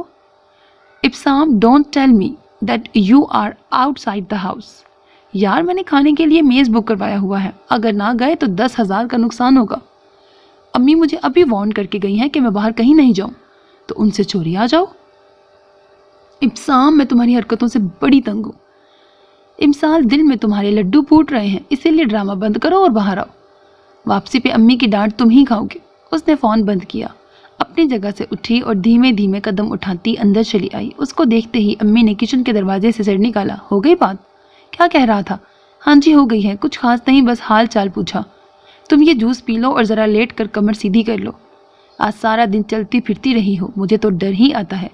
کہاں بھی ہے، چلو آرام سے جا کر آپریشن کروا کر بچہ گھر لے آتے ہیں، پر تمہیں کون سمجھائے، اب ضروری تو نہیں نا، پہلا بچہ نارمل ہو گیا ہے تو دوسرا بھی نارمل ہوگا۔ ڈاکٹر کی دی گئی ڈیٹ سے 3 دن اوپر ہو چکے ہیں اور یہاں ابھی تک کوئی ہل جل ہی نہیں ہوئی۔ مجھے کیا کہتی ہیں؟ اپنی نواسی سے پوچھیں۔ آپ بھی میری ڈرپوک ہیں، لوگ آپریشن سے بھاگتے ہیں اور آپ نارمل کے نام سے بھاگتی ہیں۔ مجھے بس تمہاری فکر ہے، اللہ خیر خیریت سے کام کر دے۔ میں اپنی ذمہ داری پہ تمہیں گھر لائی ہوئی ہوں، میں نہیں چاہتی اللہ معافی کوئی اونچ نیچ ہو جائے۔ امسال نے آگے بڑھ کر ان کو گلے لگایا اور گال پہ پیار کیا۔ اتنے سارے لوگوں کی دعائیں میرے ساتھ ہیں، مجھے کچھ نہیں ہو سکتا۔ آمین. جاؤ جا کے ذرا لیٹ جاؤ, میں جوس بیچتی ہوں. جی اچھا. وہ کمرے میں آئی, شال اتار کر الماری میں لٹکی چادر نکالی. اوڑھ رہی تھی جب نجمہ اندر آئی. آپ کہاں جا رہی ہیں؟ نجمہ کو امی نے امسال کی شادی کے بعد کام کے لیے رکھا تھا. دن میں وہ گھر کے کام کرتی اور رات سے پہلے اپنے گھر واپس چلی جاتی. 17-18 سال کی بڑی باتونی لڑکی تھی جس کو بولتا دیکھ کر ہمیشہ امسال کو عاقب یاد آتا, جو اب خیر سے گریجویشن مکمل کر کے ابسام کے توسط سے ایک ادارے میں نوکری کر رہا تھا. اتنا اونچی گلا پھاڑنے کی ضرورت نہیں ہے, ادھر ہی ہوں, تھوڑی دیر کے لیے باہر جا رہی ہوں. تم اس کرسی پہ بیٹھ کر 10 گھونٹ میں یہ جوس کا گلاس ختم کرو, اس کے بعد باہر جا کر امی کو میرے جانے کی اطلاع کرنا. یاد رکھو, اس سے پہلے شور کیا نا تو اس عید پر نیا جوڑا نہیں دلواؤں گی. پر بڑی بی بی نے مجھ پہ بڑا غصہ کرنا ہے. کوئی بات نہیں, یہ لو, یہ پکڑو. اس نے اپنے ہینڈ بیگ میں سے 1000 کا نوٹ نکال کر اس کے ہاتھ پہ رکھا. گھر جاتے ہوئے راستے میں آئس کریم لے کر کھا لینا, ڈانٹ کا سارا اثر ختم ہو جائے گا. آپ نے مجھے رشوت خور بنا دیا ہوا ہے. یہ رشوت نہیں ہے, ٹپ ہے, ٹپ. اچھا, اب میرے نکلنے کے بعد پچھلا دروازہ بند کر کے 3 منٹ بعد کمرے سے نکلنا. وہ چادر سے اچھی طرح اپنے وجود کو ڈھانپنے کے بعد دوسرے دروازے سے نکلنے لگی تو نجمہ بولی, جوس تو پیتی جائیں. تم پیو, میں باہر سے پی لوں گی. اور آگے بڑھ گئی. بغیر آواز پیدا کیے بیرونی گیٹ کا چھوٹا پٹ کھول کر گردن باہر نکالی. ابسام کی گاڑی تھوڑی دور کھڑی تھی مگر اس کو دیکھ کر آگے آ کر گیٹ کے سامنے رک گئی. امسال کے بیٹھتے ہی اس نے گاڑی آگے بڑھا دی. لبوں پہ مسکراہٹ کھیل رہی تھی. جینز کے اوپر کالی شرٹ میں وہ اپنے آدھے سفید سر کے ساتھ بڑا ہینڈسم لگ رہا تھا. Thank you for coming. مجھے تھینک یو مت بولو, بس واپسی پر جو تمہاری پٹائی ہونی ہے نا, اس کے لیے خود کو ذہنی طور پر تیار رکھو. بات کی بعد میں دیکھی جائے گی یار. اس وقت ہمارے سامنے بڑی خوبصورت شام ہے جسے ہم اور خوبصورت بنائیں گے. واہ واہ, کیا کسی شاعر کی روح آ سمائی ہے. بس جی, بیوی کی محبت نے شاعر بنا دیا ہے مگر کبھی غرور نہیں کیا. ہم کہاں جا رہے ہیں؟ Date per. اف اللہ, میں اس لفظ سے تنگ آ گئی ہوں. ہماری شادی کو 4 سال ہو گئے ہیں. اتنی پرانی ریلیشن میں ڈیٹ نہیں ہوتی. وہ تو بور لوگوں کے لیے نہیں ہوتی. زندہ دل اور ایک دوسرے سے محبت کرنے والے میاں بیوی کے لیے شادی کے 50 سال بعد بھی ہر دن ڈیٹ ہے. تمہاری شکل دیکھ کر لوگ تمہیں انتہائی شریف سمجھتے ہیں. وہ تو میں ہوں, ہاتھ جانتی ہوں کتنے شریف ہو. ڈونٹ ٹیل می مسز ابسام کہ تمہیں میری شرافت پہ شک ہے. کوئی ایسا ویسا تو کس طرح دور ہو سکتا ہے؟ صرف اس صورت میں کہ تم ہر ہفتے یہ ڈیٹ کھیلنا بند کر دو اور پلیز بتا دو آج ہم ڈنر کے لیے کہاں جا رہے ہیں. آج کا انتظام ذرا ہٹ کر ہے. نہ صرف ڈنر ہوگا بلکہ مووی نائٹ منائیں گے. ہاں, 9 منتھ کی ہیویلی پریگننٹ عورت 2.5-3 گھنٹے کے لیے سینما میں بیٹھے گی. دماغ تو ٹھیک ہے. ہم مووی سینما میں نہیں دیکھ رہے تو پھر سرپرائز بھی کسی چڑیا کا نام ہے امسال. چلو جی, ایک اور سرپرائز. اب اللہ کرے میری طبیعت کوئی سرپرائز نہ دے دے. انشاءاللہ سب ٹھیک رہے گا, ڈونٹ وری. اس نے ہاتھ بڑھا کر امسال کے بڑے ہوئے جسم پہ رکھا اور پیار بھری نرم نظروں سے اپنی بیوی کو دیکھا جو آج کل نظر لگ جانے کی حد تک خوبصورت ہو رہی تھی. اس نے گاڑی ایک گیٹ پہ روکی. ہارن دینے کی دیر تھی, دوسری جانب سے دروازہ کھل گیا. امسال سوالیہ نظروں سے اس کو دیکھ رہی تھی جس کا سارا دھیان سامنے تھا. ایک لمبے سے راستے کو عبور کرنے کے بعد گاڑی رک گئی. یہ کس کی جگہ ہے؟ یہ میرے اس دوست کی جگہ ہے جس کی بیوی ڈاکٹر ہے. یاد ہے ہم ان کی بیٹی کی شادی پہ گئے تھے؟ ہاں, تو کیا وہ لوگ اب مستقل یہیں رہتے ہیں؟ نہیں, رہتے تو وہ اپنے پرانے والے گھر میں ہیں مگر آج ادھر آئے ہوئے ہیں. اب مزید سوال جواب کو چھوڑو اور نکلو باہر. بلکہ رکو, میں مدد کرتا ہوں. وہ اپنی جانب سے نکل کر امسال کے دروازے پہ آیا. دروازہ کھول کر اس کا ہاتھ تھام کر باہر نکلنے میں مدد دی. ایک دم اٹھ کر کھڑے ہوتے ہی امسال کو اپنی کمر میں درد کی لہر دوڑتی محسوس ہوئی جو کہ آج کل عام سی بات تھی, اسی لیے وہ اگنور کر گئی. ان کے ارد گرد لش گرین گراس اور اسی رنگ کے اونچے اونچے درخت تھے. ہلکی ہلکی ہوا چل رہی تھی. نہیں تو آج کل حبس نے ڈیرے ڈالے ہوئے تھے. اگست کا مہینہ تو مشہور ہے کہ اس ماہ میں حبس زیادہ ہوتی ہے. وہ اس کا ہاتھ پکڑ کر رہائشی عمارت کے مخالف سمت میں چل پڑا. آگے مصنوعی پہاڑی بنی ہوئی تھی جس پر سے ہوتے ہوئے وہ لوگ دوسری جانب اترے. سامنے کا منظر دیکھ کر امسال نے دونوں ہاتھ منہ پہ رکھے. چکور کی شکل بنا کر چاروں کونوں میں بانس کے ڈنڈے فٹ کیے گئے تھے جن پر لائٹنگ کی گئی تھی. کچھ لڑیاں نیچے لٹک رہی تھیں پر زیادہ تر فریم کے اوپری حصے کو حالے کی صورت گھیرے ہوئے تھیں جس کے اندر ایک 2 سیٹر کالے رنگ کا صوفہ سیٹ پڑا ہوا تھا. سامنے میز پر کھانا سرو کر کے ڈھانپ رکھا تھا، اور سب سے دلچسپ چیز وہ 60-65 انچ کی LED تھی جس پر اسی لمحے آڈیو پتہ نہیں کیا لکھا ہوا ہے ویڈیو آنے لگی۔ ہلکا ہلکا میوزک سارے ماحول کو اور بھی پر اثر بنا رہا تھا۔ امسال نے گردن موڑ کر ابسام کو دیکھا تو آنکھوں میں نمی تھی۔ تمہاری محبت مجھے معتبر کرتی ہے ابسام، مجھے اپنا آپ اچھا لگنے لگتا ہے۔ کیا محبت اتنی طاقتور ہوتی ہے جو آپ کی دل کی اس خوبصورتی سے رفو گری کر دے؟ بھولے سے بھی کوئی غم یاد نہ آئے، زندگی پر اللہ کی ذات پر یقین اور بھی مستحکم کر دے؟ انسان کا اس بات پر یقین کامل ہو جائے میں اکیلا نہیں ہوں، کوئی ہے جو ہر لمحہ مجھ پر نظر رکھے ہوئے ہے۔ میں گر گئی تھی، اس نے میری زندگی میں تمہیں بھیج کر مجھے پھر سے اٹھا دیا۔ ابسام کی اس کے ہاتھ پر گرفت اور بھی مضبوط ہوئی، ہاتھ اٹھا کر لبوں سے لگایا۔ Are you hungry? وہ نم آنکھوں سمیت مسکرا دی۔ یس پلیز۔ دونوں اس چکور کے اندر آئے، اوپر کھلا آسمان ڈھانپے ہوئے تھا۔ ابسام نے اس کے لیے کرسی کھینچی، پھر اپنی جگہ پہ براجمان ہوا۔ اسی پل ایک باوردی بیرا قریبی کاٹیج سے برآمد ہوا۔ امسال نے بیرے کو دیکھتے ہی ابسام کی جانب بھویں اچکا کر دیکھا، جواب میں اس نے کندھے اچکا دیے۔ بیرے نے آ کر ڈشز پہ رکھے ڈھکن ہٹائے۔ سٹیک کی خوشبو نے منہ میں پانی بھر دیا۔ لامب سٹیک کے ساتھ سوس اور روسٹڈ آلو تھے، ساتھ میں رشین سیلڈ موجود تھا۔ گلاسوں میں سپرائٹ ڈالنے کے بعد میز کے اوپر رکھی موم بتیاں جلا کر وہ واپس مڑ گیا۔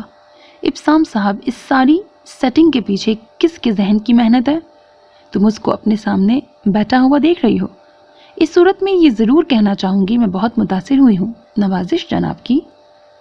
سچی میں؟ مگر ایک مسئلہ ہے۔ وہ کیا؟ وہ اپنا ہاتھ روک کر پوری طرح سے اس کی جانب متوجہ ہوا۔ مسئلہ یہ ہے کہ میں یوں ٹانگیں لٹکا کر کرسی پہ زیادہ سے زیادہ 10 منٹ تک ہی بیٹھ سکتی ہوں، کیونکہ میرے پیروں کی سوزش اور زیادہ ہو جانی ہے۔ اوہ، مجھے اس کا خیال کیوں نہیں آیا؟ یہ کہتے ہی وہ اپنی جگہ سے اٹھا، بیرے کو آواز دی، امسال کو صوفے پہ بیٹھنے کا بولا۔ بیرے کے ساتھ اس دفعہ ایک لڑکی بھی باہر آئی، جس کے ہاتھ میں ایک پیروں والا چھوٹا ٹب تھا، جو اس نے لا کر امسال کے سامنے زمین پہ رکھ دیا۔ امسال حیرت سے اس کی شکل دیکھنے لگی، جو کہہ رہی تھی میم اپنے پاؤں پانی میں رکھیں۔ اس نے کہا مان کر پیر نیم گرم پانی میں رکھ دیے۔ جب وہ پرسکون ہو کے بیٹھ گئی تو ابسام نے اس کی گود میں نیپکن ڈالنے کے بعد کھانے کی پلیٹ اسے تھمائی۔ بیرے نے ایک سٹول صوفے کے قریب رکھ کر اس پہ دونوں کے گلاس اور سلاد وغیرہ رکھ دیا۔ دوسرا میز وہاں سے ہٹا دیا۔ سوری، میں میز پر بیٹھ کر کینڈل لائٹ ڈنر انجوائے نہیں کر پائی۔ مجھے کوئی فرق نہیں پڑتا، ویسے بھی آئی تھنک پیرنٹس ہونے کی وجہ سے ہمارا کینڈل لائٹ ایسا ہی ہونا تھا۔ ابھی تو اپنا شیرو نانی کے پاس ہے، ورنہ ابھی تک اس ساری سیٹنگ کا پوسٹ مارٹم کر چکا ہوتا۔ ہائے، کیوں یاد کروا دیا؟ اب میں اس کے بغیر یہاں آنے پر گلٹی فیل کر رہی ہوں۔ اس کو بھی ساتھ دے کے آنا چاہیے تھا۔ ہاں، تاکہ جب وہ تمہاری اس گراؤنڈ میں دوڑ لگواتا تو کم از کم لیبر پین تو سٹارٹ ہوتی۔ اسی وجہ سے میں نے بہت دعائیں کی تھیں، یا اللہ اس دفعہ بیٹی مل جائے۔ لڑکے تو 2 منٹ بھی ایک جگہ ٹک کے نہیں بیٹھ سکتے۔ الماس آپا کی بیٹیاں کتنی کیوٹ ہیں، نہ فضول کی اچھل کود کرتی ہیں۔ وہ 3 ہیں اور ماں کو کوئی فکر نہیں ہوتی، اور میرا ایک تھا جس نے مجال ہے کبھی مجھے کسی ٹینشن میں سکون سے انجوائے کرنے دیا ہو۔ اوہو، کسی فنکشن میں سکون سے انجوائے کرنے دیا ہو، اور جب اس نے جوتوں والی پالش سے اپنا فیشل کیا تھا۔ ابسام کی یاد کروانے پر امسال کو اچھو لگتے لگتے بچا۔ ہائے میری قسمیں توبہ، پورا ہفتہ اس کے پاس سے شو پالش کی بدبو آتی رہی تھی۔ سارا چہرہ، سارے ہاتھ بازو اور اس سارے کام میں اس کو صرف 3 منٹ لگے تھے۔ 3 منٹ کے لیے واصف اپنے کمرے سے نکل کر کچن تک آیا۔ واپس گیا تو صاحب جی کالے کا لوٹے بنے بیٹھے تھے، اور جب ٹی وی خراب کر دیا تھا۔ تم آج میرے زخموں پر نمک چھڑکنے کو ادھر لائے ہو۔ وہ ٹی وی مجھے نہیں بھولتا۔ ہائے، اس کی کلر ٹیوب اس قدر شاندار تھی، یہ محسوس ہی نہیں ہوتا تھا کہ آپ ٹی وی دیکھ رہے ہیں۔ ایسا ہی لگتا جیسے انسانوں کو اصل میں اپنے سامنے دیکھ رہے ہیں۔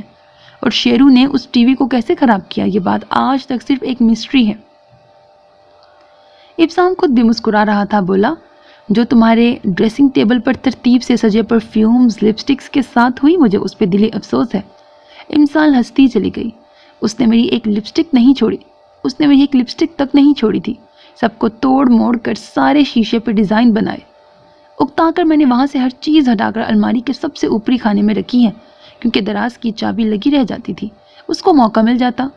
उन गुजरे 3 सालों में शेरू ने तुम्हें बहुत तंग किया है। जब ठीक नहीं होता तो रातों को तुम्हें सोने भी नहीं देता। क्या इस सारी मुशक्क़त ने तुम्हें बदल दिया? क्या तुम ये सोचती हो कि काश ये ना ही होता? अस्तगफिरुल्लाह, क्या ऑल फॉल बोल रहे हैं? शेरू मेरी सबसे बड़ी खुशी है। वो जितना मर्जी शरारती है, मुझे फिर भी जान से बढ़कर अजीज़ है। मैं तो माँ हूँ। तुम बताओ ना, तुम्हारे ऑफिस के डॉक्यूमेंट्स पर उसने चाय गिरा दी थी, क्या इस बात पे तुम्हें उससे नफरत हुई? इब्साम की मुस्कुराहट और गहरी हुई।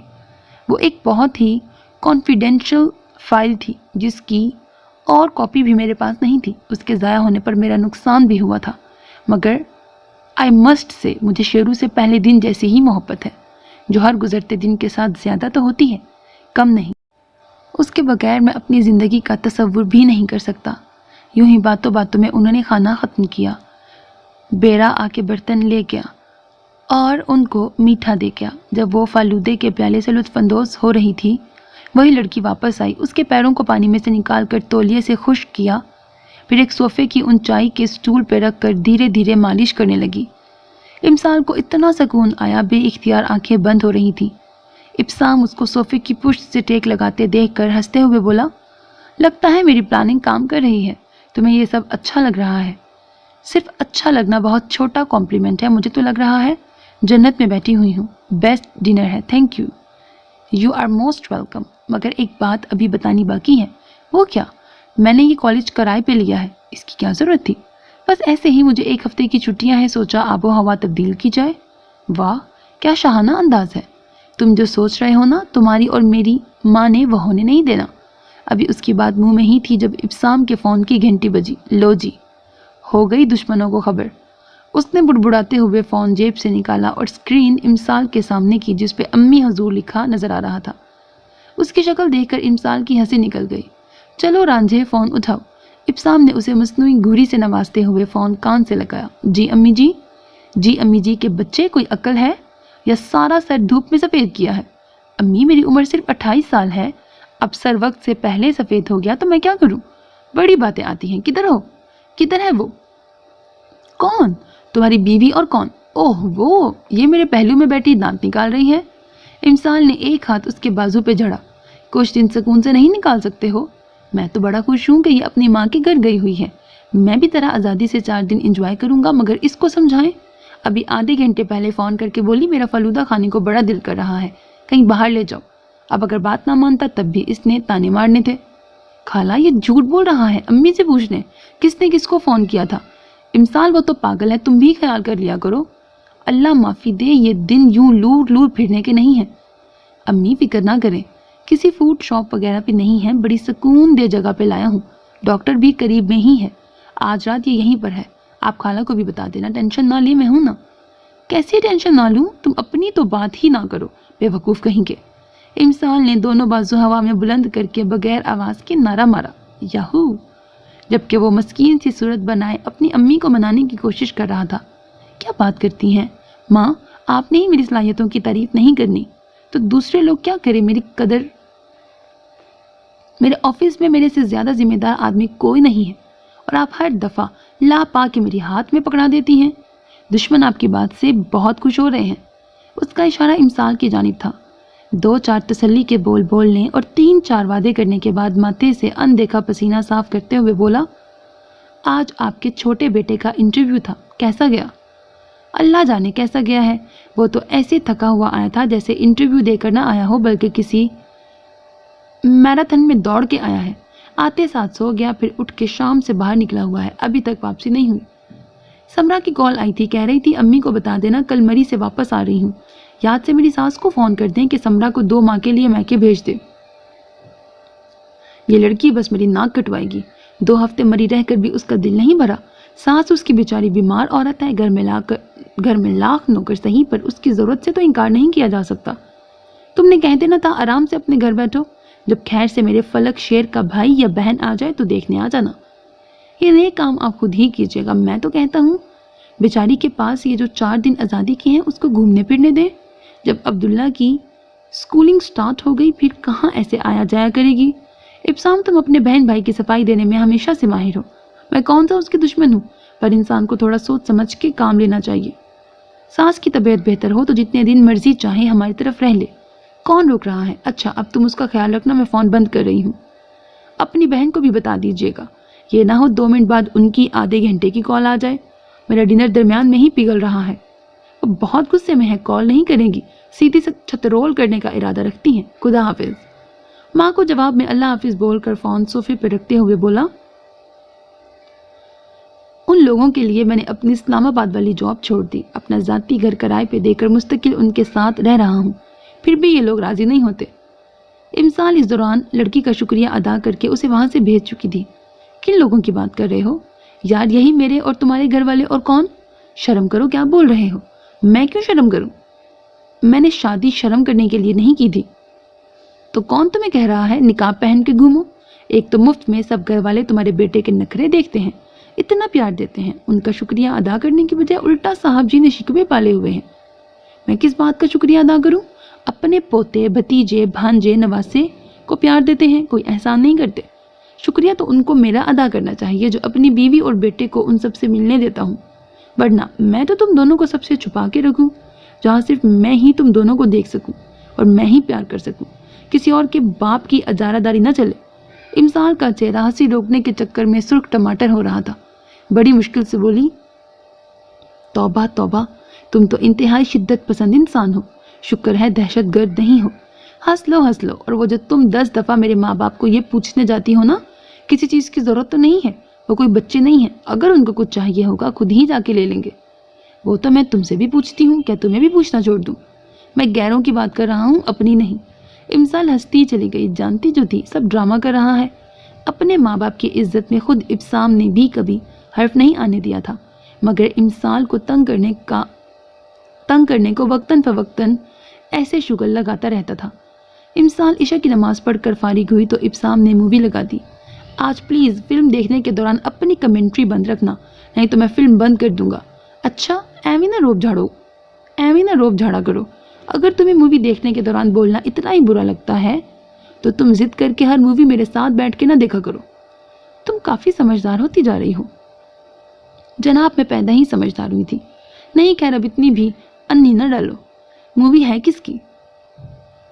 बैन एफ्लेक और कॉस्टलर की, क्रिमिनल। हाय, मेरा फेवरेट बैन एफ्लेक।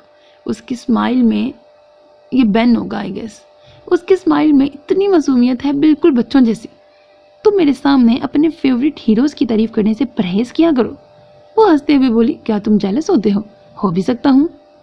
तुम भी तो जेनिफर की तारीफ करते हो, मैंने तो कभी बुरा नहीं बनाया। मूवी में बेन के मरने पर इमसाल ने ना सिर्फ आंसू बहाए बल्कि कोसने भी दिए। क्या था जो ये केविन की जगह बेन को और बेन की जगह केविन को ले लेते? इससे क्या होना था? बेन मूवी के एंड तक नजर तो आता। केविन भी क्लास का एक्टर है, पर बेन तो बेन है ना। पर overall movie was great, thank you. Your welcome. उठ के कहाँ जा रही हो? मैं मज़ीद नहीं बैठ सकती, बस हो गई है और ठंड भी लग रही है। चलो मैं तुम्हें बेडरूम दिखा देता हूँ, आराम कर लो। इब्साम उसे कमरे में छोड़कर खुद वापस बाहर आया। मुलाजिम के साथ मिलकर टीवी स्टैंड खींच कर अंदर किया। दूसरा काम मुलाजिम ने खुद ही कर लिया। जब तक वो सारे दरवाजे बंद करके अंदर आया, इमसाल जी गहरी नींद में जा चुकी थी। इब्साम ने कपड़े बदले, एयर कंडीशनर की कूलिंग थोड़ी कम की और इमसाल के ऊपर कंबल बराबर करके खुद भी लेट गया। नींद की वादी में उतरे ज़्यादा देर नहीं लगी थी।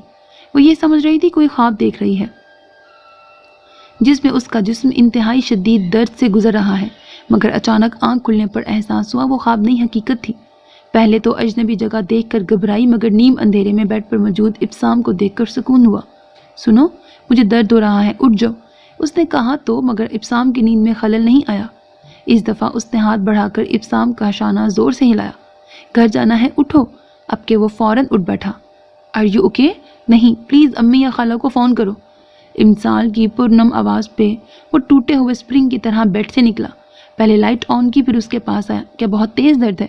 इस दफ़ा उसने बस अस्पात में सर हिलाने पर इत्तफाक किया। इब्साम अपना मोबाइल लेकर कमरे से निकल गया।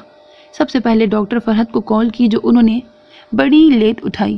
بعد میں پتہ چلا کہ وہ ابھی ہاسپٹل سے آ کر سوئی ہی تھیں جب ابسام کی کال آ گئی۔ پھر انہوں نے ابھی آئی کہہ کے فون رکھا۔ ابسام نے ڈرتے ڈرتے امی کا نمبر ملایا جو کہ دوسری بیل پہ ہی اٹھایا گیا۔ ہیلو امی، میں بول رہا ہوں، آپ ذرا واصف کے ساتھ ادھر آ جائیں، میں واصف کے فون پہ ایڈریس ٹیکسٹ کر دیتا ہوں۔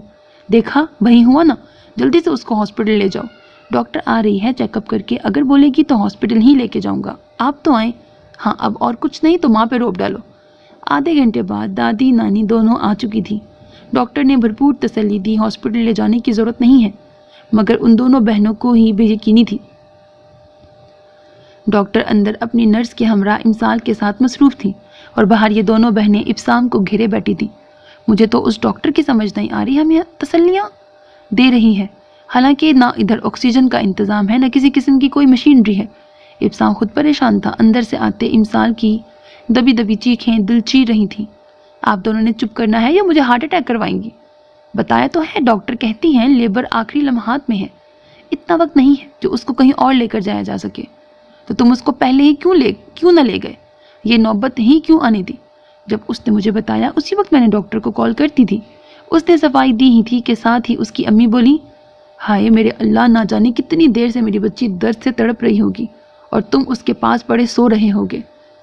ابھی مزید بھی کچھ کہتی پر ڈاکٹر کے بلانے پر دونوں اندر چلی گئیں اور وہ دل ہی دل میں اللہ کے آگے ہاتھ جوڑ کے کھڑا ہو گیا۔ اندر موجود تخلیق کی آخری سختیوں سے گزرتی عورت آپ کی عطا کردہ نعمتوں میں سے میرے دل کے سب سے قریب ہے۔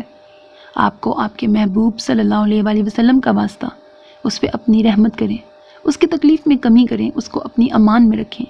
میں نے اس کو آپ کی پناہ میں دیا، آپ کی پناہ سے بڑھ کر میرے پاس کوئی قلعہ نہیں جہاں میں اس کو محفوظ رکھ سکوں۔ وہ ننگے پاؤں بیرونی دروازے کی سیڑھیوں پہ آنکھیں موندے بیٹھا تھا جب اندر سے نومولود بچے کے رونے کی آواز آئی۔ پہلے اس نے بے یقینی سے آنکھیں کھولیں، پھر گردن موڑ کر اندر کی جانب دیکھا، وہاں سے آتی خواتین کی ہنسی کی آواز سن کر مسکرا دیا۔ دروازے سے باہر نظر آتے آسمان کی جانب نگاہ کر کے ہنستے ہوئے بولا، تھینک یو سو مچ، تسی گریٹ ہو۔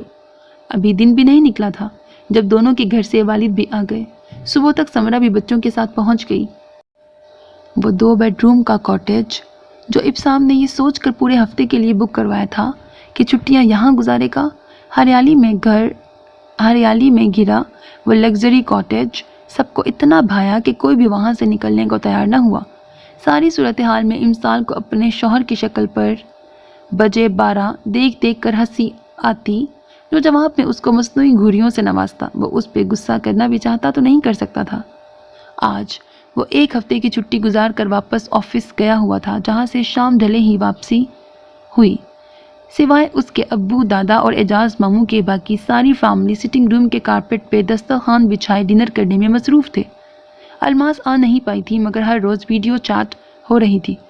وہ سب پہ سلامتی بھیجتا ہوا اندر کی جانب بڑھ گیا۔ دروازے سے دور ہی تھا امسال کی آواز کانوں میں پڑی جو فلک شیر عرف شیرو کو ڈانٹ رہی تھی، شیرو میری جان، ایسے نہ کودو، ابھی تمہاری بہن بڑی نازک سی ہے، اس کے اوپر تمہارا 1 پاؤں بھی آ گیا نا تو مر جائے گی۔ شیرو کی ہنسی اور امسال کی جھنجھلائی ہوئی آواز۔ اس نے دروازہ کھولا۔ سرخ ٹراؤزر پہ سفید شرٹ پہنی ہوئی تھی، بالوں کو ڈھیلے سے جوڑے میں باندھا ہوا تھا۔ بیڈ کی پائنتی کی جانب درمیان میں کھڑی ہو کر فلک شیر کو پکڑنے کی کوشش میں تھی جو ہاتھ نہیں آ رہا تھا۔ چھوٹی فجر بیڈ کے درمیان میں بے خبر سو رہی تھی۔ جب شیرو کودتا تو ڈر کے ہاتھ اوپر کو اٹھاتی ضرور، پر جاگتی پھر بھی نہیں تھی۔ آخر بہن کس کی تھی؟ امسال کی نظر شوہر پہ پڑی تو بیٹے کو ڈرانے کی نیت سے بولی، تمہارے بابا آ گئے ہیں، میں ان کو کہتی ہوں تمہاری پٹائی کریں۔ بابا پٹائی نہیں کرتے، پاری کرتے ہیں، اگر بہن کو رلاؤ گے تو پٹائی ہی کریں گے۔